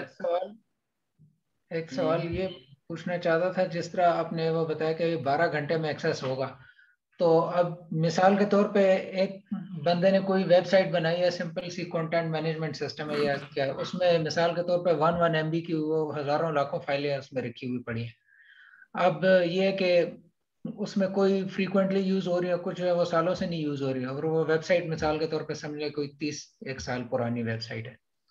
तो अब इसमें जाहिर है कि जो डेटा फ्रीक्वेंटली चलो यूज हो रहा है, जो नहीं यूज हो रहा वो मिसाल के तौर पे इसमें वही यहाँ पे चला गया ग्लेशियर डीप आर्काइव वाले में, जहाँ पे ये 12 घंटे लगाता है। तो अब उस वेबसाइट में किसी ने जो है ना 25 साल पुराना डेटा वाली जो है फाइल के ऊपर क्लिक कर दिया, और वो इधर पड़ी हुई थी डीप आर्काइव में, तो वो फाइल खुलने में उसको फिर 12 घंटे लगेंगे। विद इन 12 घंटे, हाँ ऐसा ही होगा। यानी कि वो डाउनलोड 12 घंटे बाद ही हो सकता है कि हो। वो आपको टाइम लगाएगा, हो सकता है हमको मैसेज दे दें भाई ये डेटा आपको पहुंचाने में टाइम लेंगे, हम बहुत पुराना डेटा है, तो हमको मैसेज लगा सकते हैं, वो उस टाइम के बाद वो डेटा वापस उठ के आ जाएगा, एक्सेस हो जाएगा। और फिर सर हम उस पर ये रिवर्स ट्रेनिंग भी लगा सकते हैं कि वो डेटा उठ के फिर आर्काइव से उठ के वापस स्टैंडर्ड में आ जाए, ताकि वो इजीली गेट हो सके। ये भी हम लगा सकते हैं, दोनों ऑप्शन होते हैं। सर ये जो है ये हमने खुद उसको ये बात बताना होगा कि अगर इस तरह मिसाल के तौर पर जैसे मैंने बताया ये 25 साल पुरानी वाली फाइल 12 घंटे में आ रही है, तो इसको खुद उठा के स्टैंडर्ड में रखेगा, ये हमें बताना होगा कि स्टैंडर्ड ये में हमें फिर आ लाइफ जाए। साइकिल बताना होगा, इसमें लाइफ साइकिल का ऑप्शन होता है, अभी बन जाएगा ना, मैं दिखा दूँ, तो वो लाइफ साइकिल हम इजीली बना सकते हैं कि क्या हमें रखना है।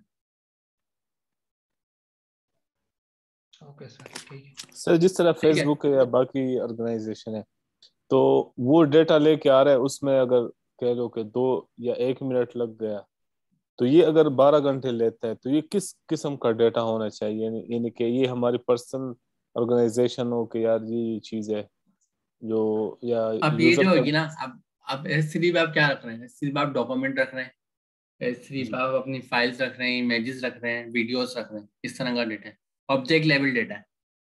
ठीक है, सही है। ठीक है, नाम वाम नहीं है यहाँ पे, किसी का नाम नहीं रखा हो, नाम वाम वगैरह डेटाबेस में रखे होते हैं ना, ये तो स्टोरेज सर्वर है। ठीक, सही है। ठीक है, तो मैं अपलोड करने जा रहा हूँ, कुछ इसमें रह तो नहीं गया एक्स्ट्रा चीज। ठीक है, अपलोड कर दें। ओके, तो फाइनली हमारी एक इमेज अपलोड हो गई।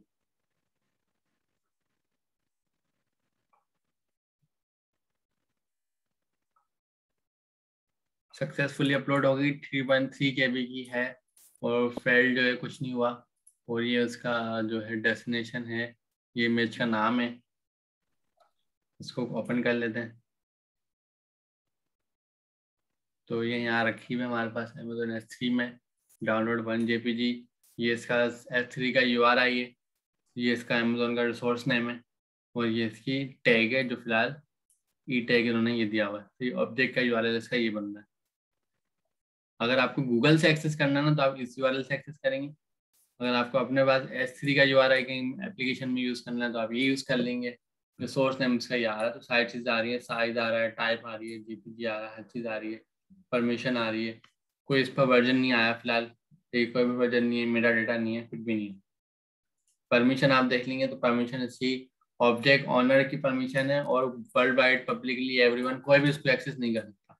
वर्जन भी इसका आपने नहीं बताया हुआ, ठीक है। तो ये फाइनली S3 की इमेज हमने अपलोड कर दी। अब ये पब्लिकली एक्सेसिबल नहीं होगी, देखें एरर क्या आएगा। एरर ये आएगा कि भाई वो तो अलाउ ही नहीं है, एक्सेस डिनाइड, है ना, क्योंकि वो अलाउ ही नहीं है पब्लिक।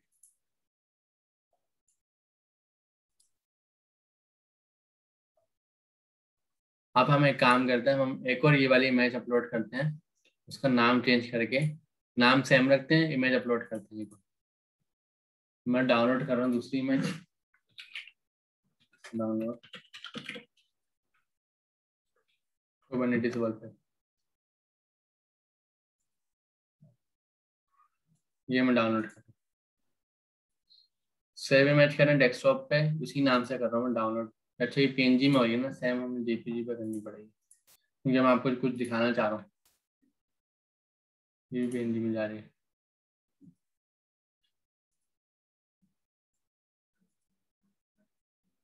ये जा रही है JPG। मैंने डाउनलोड 1 से रिप्लेस कर दिया, देखें ना इसको। अभी इमेज चेंज है, अब क्या है इमेज चेंज, अब मैं अपलोड करता हूँ।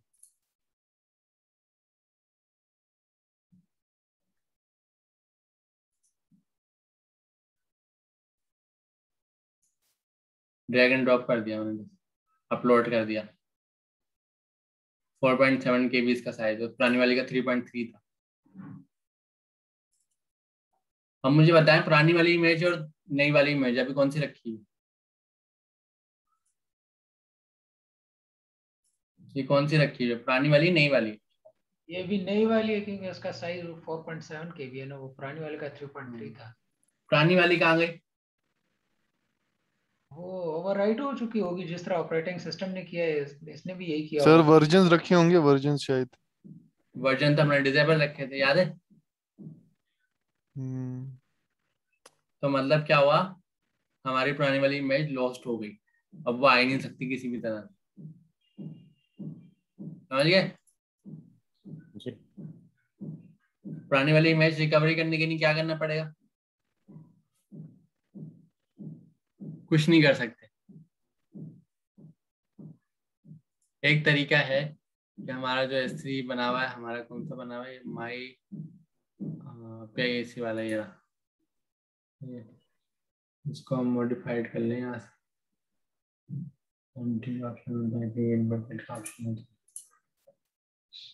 हाँ यहाँ से हो जाएगा प्रॉपर। हाँ ये रहा बकेट वर्जन, एडिट करने जा रहा हूँ मैं, क्या कर रहा हूँ, इनेबल कर रहा हूँ, सही है। Save changes. सर अगर वो डिसेबल है तो आपको कहने का ये मतलब है कि बकेट का नेम तो यूनिक होता है, इसके अंदर जो डेटा होगा उनके नेम भी यूनिक होंगे, आप ये कह रहे हैं?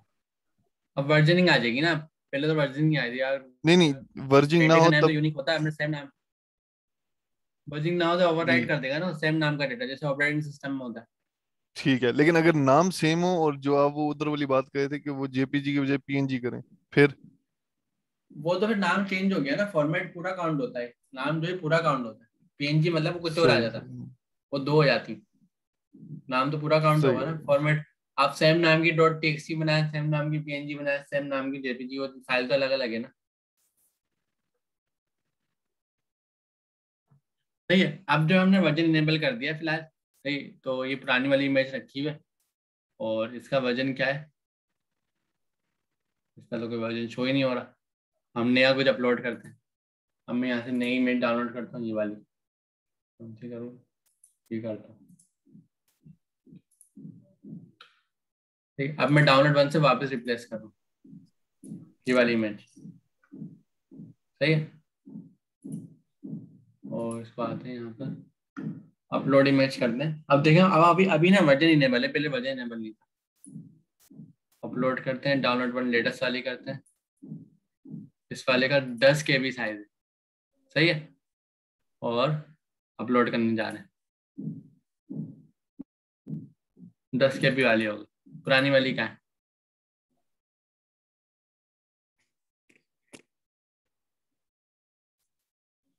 सर वो इसने कहीं पे इसका कोई वर्जन बना के रख दिया होगा। सही है, तो हम क्या करते हैं, ये रहा शो वर्जन का यहाँ पे टिकट आ रहा है, ये करते हैं, क्या नजर आ रहा है?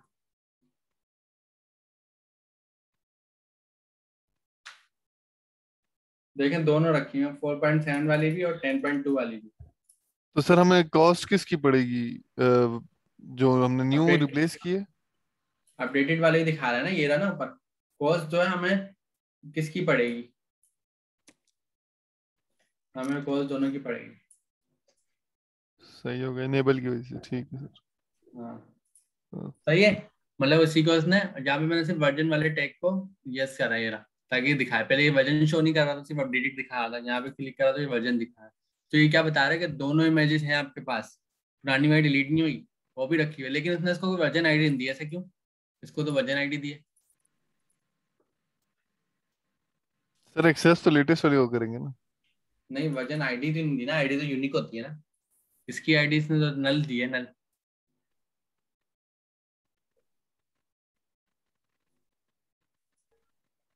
तो देखें, एक चीज याद रख लें, जब ये वाली इमेज अपलोड हुई थी ना, तो वर्जन इनेबल नहीं था, है ना। तो इसके पास कोई वर्जन आईडी थी ही नहीं। जब ये वाली इमेज अपलोड हुई ना, तो वर्जन इनेबल था, तो उसके बाद वर्जन आईडी आ गई। तो वर्जन आईडी से फायदा क्या हुआ, पुरानी वाली रिमूव नहीं हुई, लेकिन उसने पुरानी वाली को नल कर दिया कि इसकी तो कोई वर्जन आईडी है ही नहीं। तो जब कोई किसी की वर्जन आईडी नहीं होती ना, तो उसको नल कर देता है, सही है। अब मैं तीसरी अपलोड करूंगा ना, तो उसकी आईडी आएगी, इसकी आईडी सर आएगी, इसकी भी होगी, अगर इसकी अब भी होगी, दोनों की आईडी होगी। अब इनको एक्सेस करना है, तो ये जो पुरानी वाली है, अगर उसको ओपन करेंगे तो लिंक मिल जाएगा उसका? पुरानी वाली ओपन करेंगे, डाउनलोड भी रहेगी यहाँ से। ये राइट क्लिक करा मैंने, ऑप्शन, यहाँ पे डाउनलोड आ रहा है। अच्छा, यूआरएल भी मिल रहा है, ठीक है सर। देखिए पुरानी वाली है, पुरानी है ना। अब मैं नई वाली पे जाता हूँ, इसको मैं क्लिक करता हूँ, इसको डाउनलोड करता हूँ। देखिए नहीं, दोनों है, वो फ्रीक्वेंटली है, बिल्कुल आई है, फॉरन टाइम पे आई है ना। तो वर्जनिंग से बिल्कुल क्या सर। फायदा होगा, आपका डिलीट वाला केस बच जाएगा कि डिलीट नहीं होगा, नया कोई भी आएगा तो उसको वर्जन मतलब एक लगा। सर ट्री बना देंगे एक तरह, जो आप वर्जन चेंज कर रहे हैं, बाकी तो वो अगर मुझे इतना कोई रोल खास फर्क बैक नहीं। होना है पुराने वाले वर्जन पे, तो मैं क्या करूंगा, मुझे इस पे रोल बैक होना है। सर ऑप्शन दिया होगा सर, एक्शंस में चेक कर लें। इस पे मैंने क्लिक करा, एक्शन में गया, और मेक पब्लिक है, एडिट है, edit Meta data, server class object, edit action, calculate total size, download S. Sir आप वो लेटेस्ट वाले को क्लिक करें, क्या पता।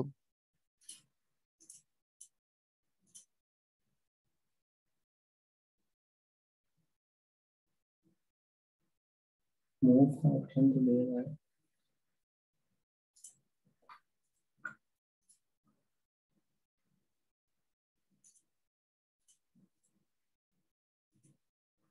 सर रोल बैक का भी ऑप्शन होता है शायद, ये नल वाले में दे नहीं रहा, वैसे सर वो होता है रोल मेक बैक का। सर वो मेक पब्लिक वाले को देख लें, क्या पता उससे हो जाए। नहीं नहीं, वो कुछ और है।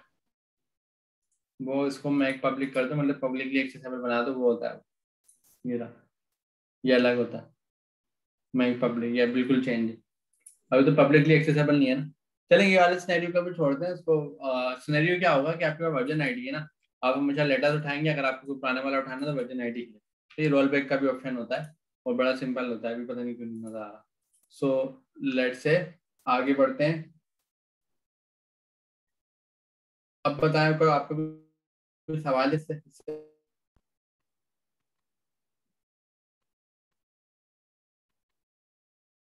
सर अभी जो अगर हम कोई और फाइल इस तरह डाउनलोड 1.png अपलोड करेंगे तो ये पहले वाली की तो नल आ रही है वर्जन आईडी, ये भी दूसरी वाली की तो वर्जन आईडी आ चुकी हुई है, तीसरी जब डालेंगे तो फिर इस दूसरी वाली की भी नल हो जाएगी या इसकी इसी तरह पड़ी रहेगी? पड़ी रहेगी। इसके अंदर नल मैंने बताया ना क्यों आया, क्योंकि जब ये अपलोड हुई थी ना उस टाइम वर्जन इनेबल नहीं था, तो उसने सेकंड टाइम जब मैंने वर्जन इनेबल करा ना, उसने उसको आईडी दी, लेकिन इसके पास तो कोई आईडी थी नहीं, तो इसने उसको नल लग दिया। सर आपने इनेबल भी नहीं किया था और फिर भी ये रख रहा है ना? सर एक चीज नहीं पूछूं थी सर? नहीं ना, अभी तो इसलिए रख रहा है ना क्योंकि मैंने इनेबल करके ये अपलोड करी है, तो उसने पुराने जी। वाले को संभाल के रखा, लेकिन इसकी आईडी क्या है, कोई है ही नहीं, तो उसने नल दे दी। बाय डिफॉल्ट नल दे देता है, कुछ नहीं होता था। तो सर ये पॉसिबिलिटी हो सकती है, क्योंकि क्योंकि इसकी वर्जन आईडी नहीं है तो वो पिछले पे जा नहीं रहा। नहीं जाता है तो रखा हुआ तो नहीं जाता है, उसका मसला नहीं है। ये चीज आप लोग टेस्ट करें, आप लोग मल्टीपल इमेजेस अपलोड करें, वर्जन आईडी रोलबैक करें, टेस्ट करें, तो ये सारी चीजें मैनेज करें। एक और मैं आपको छोटा सा असाइनमेंट दे रहा हूँ, जो आज पढ़ाया उससे आउट ऑफ द बॉक्स, कि आपको ये भी देखना है अगर मुझे इस इमेज को पब्लिक करना है तो मैं कैसे करूँगा।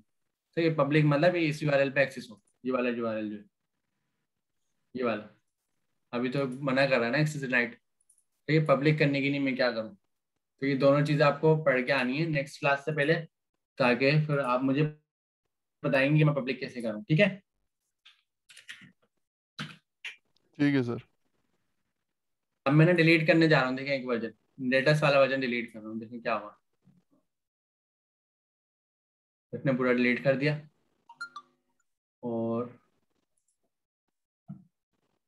शो वर्जन कर रहा हूँ मैं, फिर भी पड़ा हुआ है, ये डिलीट हो गया। नोट करा आपने हुआ क्या है? मैंने डिलीट करा इमेज को, देखें कोई भी नहीं है, नो ऑब्जेक्ट्स आ रहा है, सही है। ये सर इसका जी ये सर। है कि वो डिलीट भी हुई है शो लेकिन वर्जन उसके करा, उसने डिलीट को डिलीट मार्कर बना दिया, उसने डिलीट वो भी नहीं करा, उसने सब टाइप कर दिया डिलीट मार्कर, बस टैग दे दिया, और उसका साइज क्या रख दिया 0 KB का, और उसको एक आईडी दे दी। मतलब डिलीट का भी एक मार्कर बना लिया, डिलीट उसको भी नहीं करा। वर्जन का फायदा देखना, वर्जनिंग करने का फायदा, डिलीट भी नहीं होगी।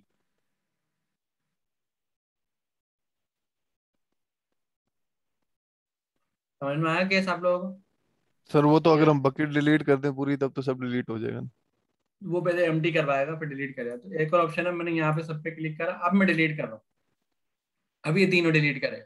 अब क्या आ रहा है, परमानेंटली डिलीट, अब ये कर देगा डिलीट, क्योंकि अब दूसरी बार हमने करा है ना परमानेंटली, अब ये कर देगा। अब मैं शो वर्जन कर रहा हूँ या वर्जन शो कर रहा हूँ, कुछ भी नहीं है, सही है। तो आपको समझ में आ गया डिलीट टू भी डिलीट मार्कर करता है। मैंने इसलिए दिखाया कि आप लोग कहीं डिलीट करके सोचें और डिलीट हो गया और आपका बिल बिल चार्ज हो रहा हो बाद में जाके, सही है, तो इसलिए मैंने आपको लोगों को दिखा दिया। सर ये परमानेंटली डिलीट करने के लिए इसका ये मतलब है कि वो सारे उसके वर्जन हम सिलेक्ट करके डिलीट करेंगे तब ये परमानेंट हाँ, डिलीट होगा पहले वरना आप नहीं होगा? डिलीट करेंगे, पहले आप डिलीट करेंगे और डिलीट मार्कर करेगा, डिलीट मार्कर के साथ सबको डिलीट करेंगे, मतलब 2 बार डिलीट करना पड़ेगा। सर अगर हमें ये चाहिए हो कि मिसाल के तौर पर किसी फाइल के 10 वर्जन बन चुके हैं, हमें चाहिए कि यार ये 10 वैसी है, सिर्फ एक हमें चाहिए, बाकी 9 को डिलीट करना चाहते हैं, तो फिर वो कैसे होगा? वो भी इसी तरह हो जाएगा, शो वर्जन करें, सब पे राइट क्लिक करें, डिलीट कर दें। इंडिविजुअल करना पड़ेगा ना आपको, एक एक करके, सब नहीं होंगे ना, सबको फिर क्लिक करना पड़ेगा, ये वाला ये वाला ये वाला। ये नहीं होगा कि आपने पूरा उठा के डिलीट मारा और सारे बटन डिलीट, ऐसा नहीं होगा, इंडिविजुअल आपको करना पड़ेगा।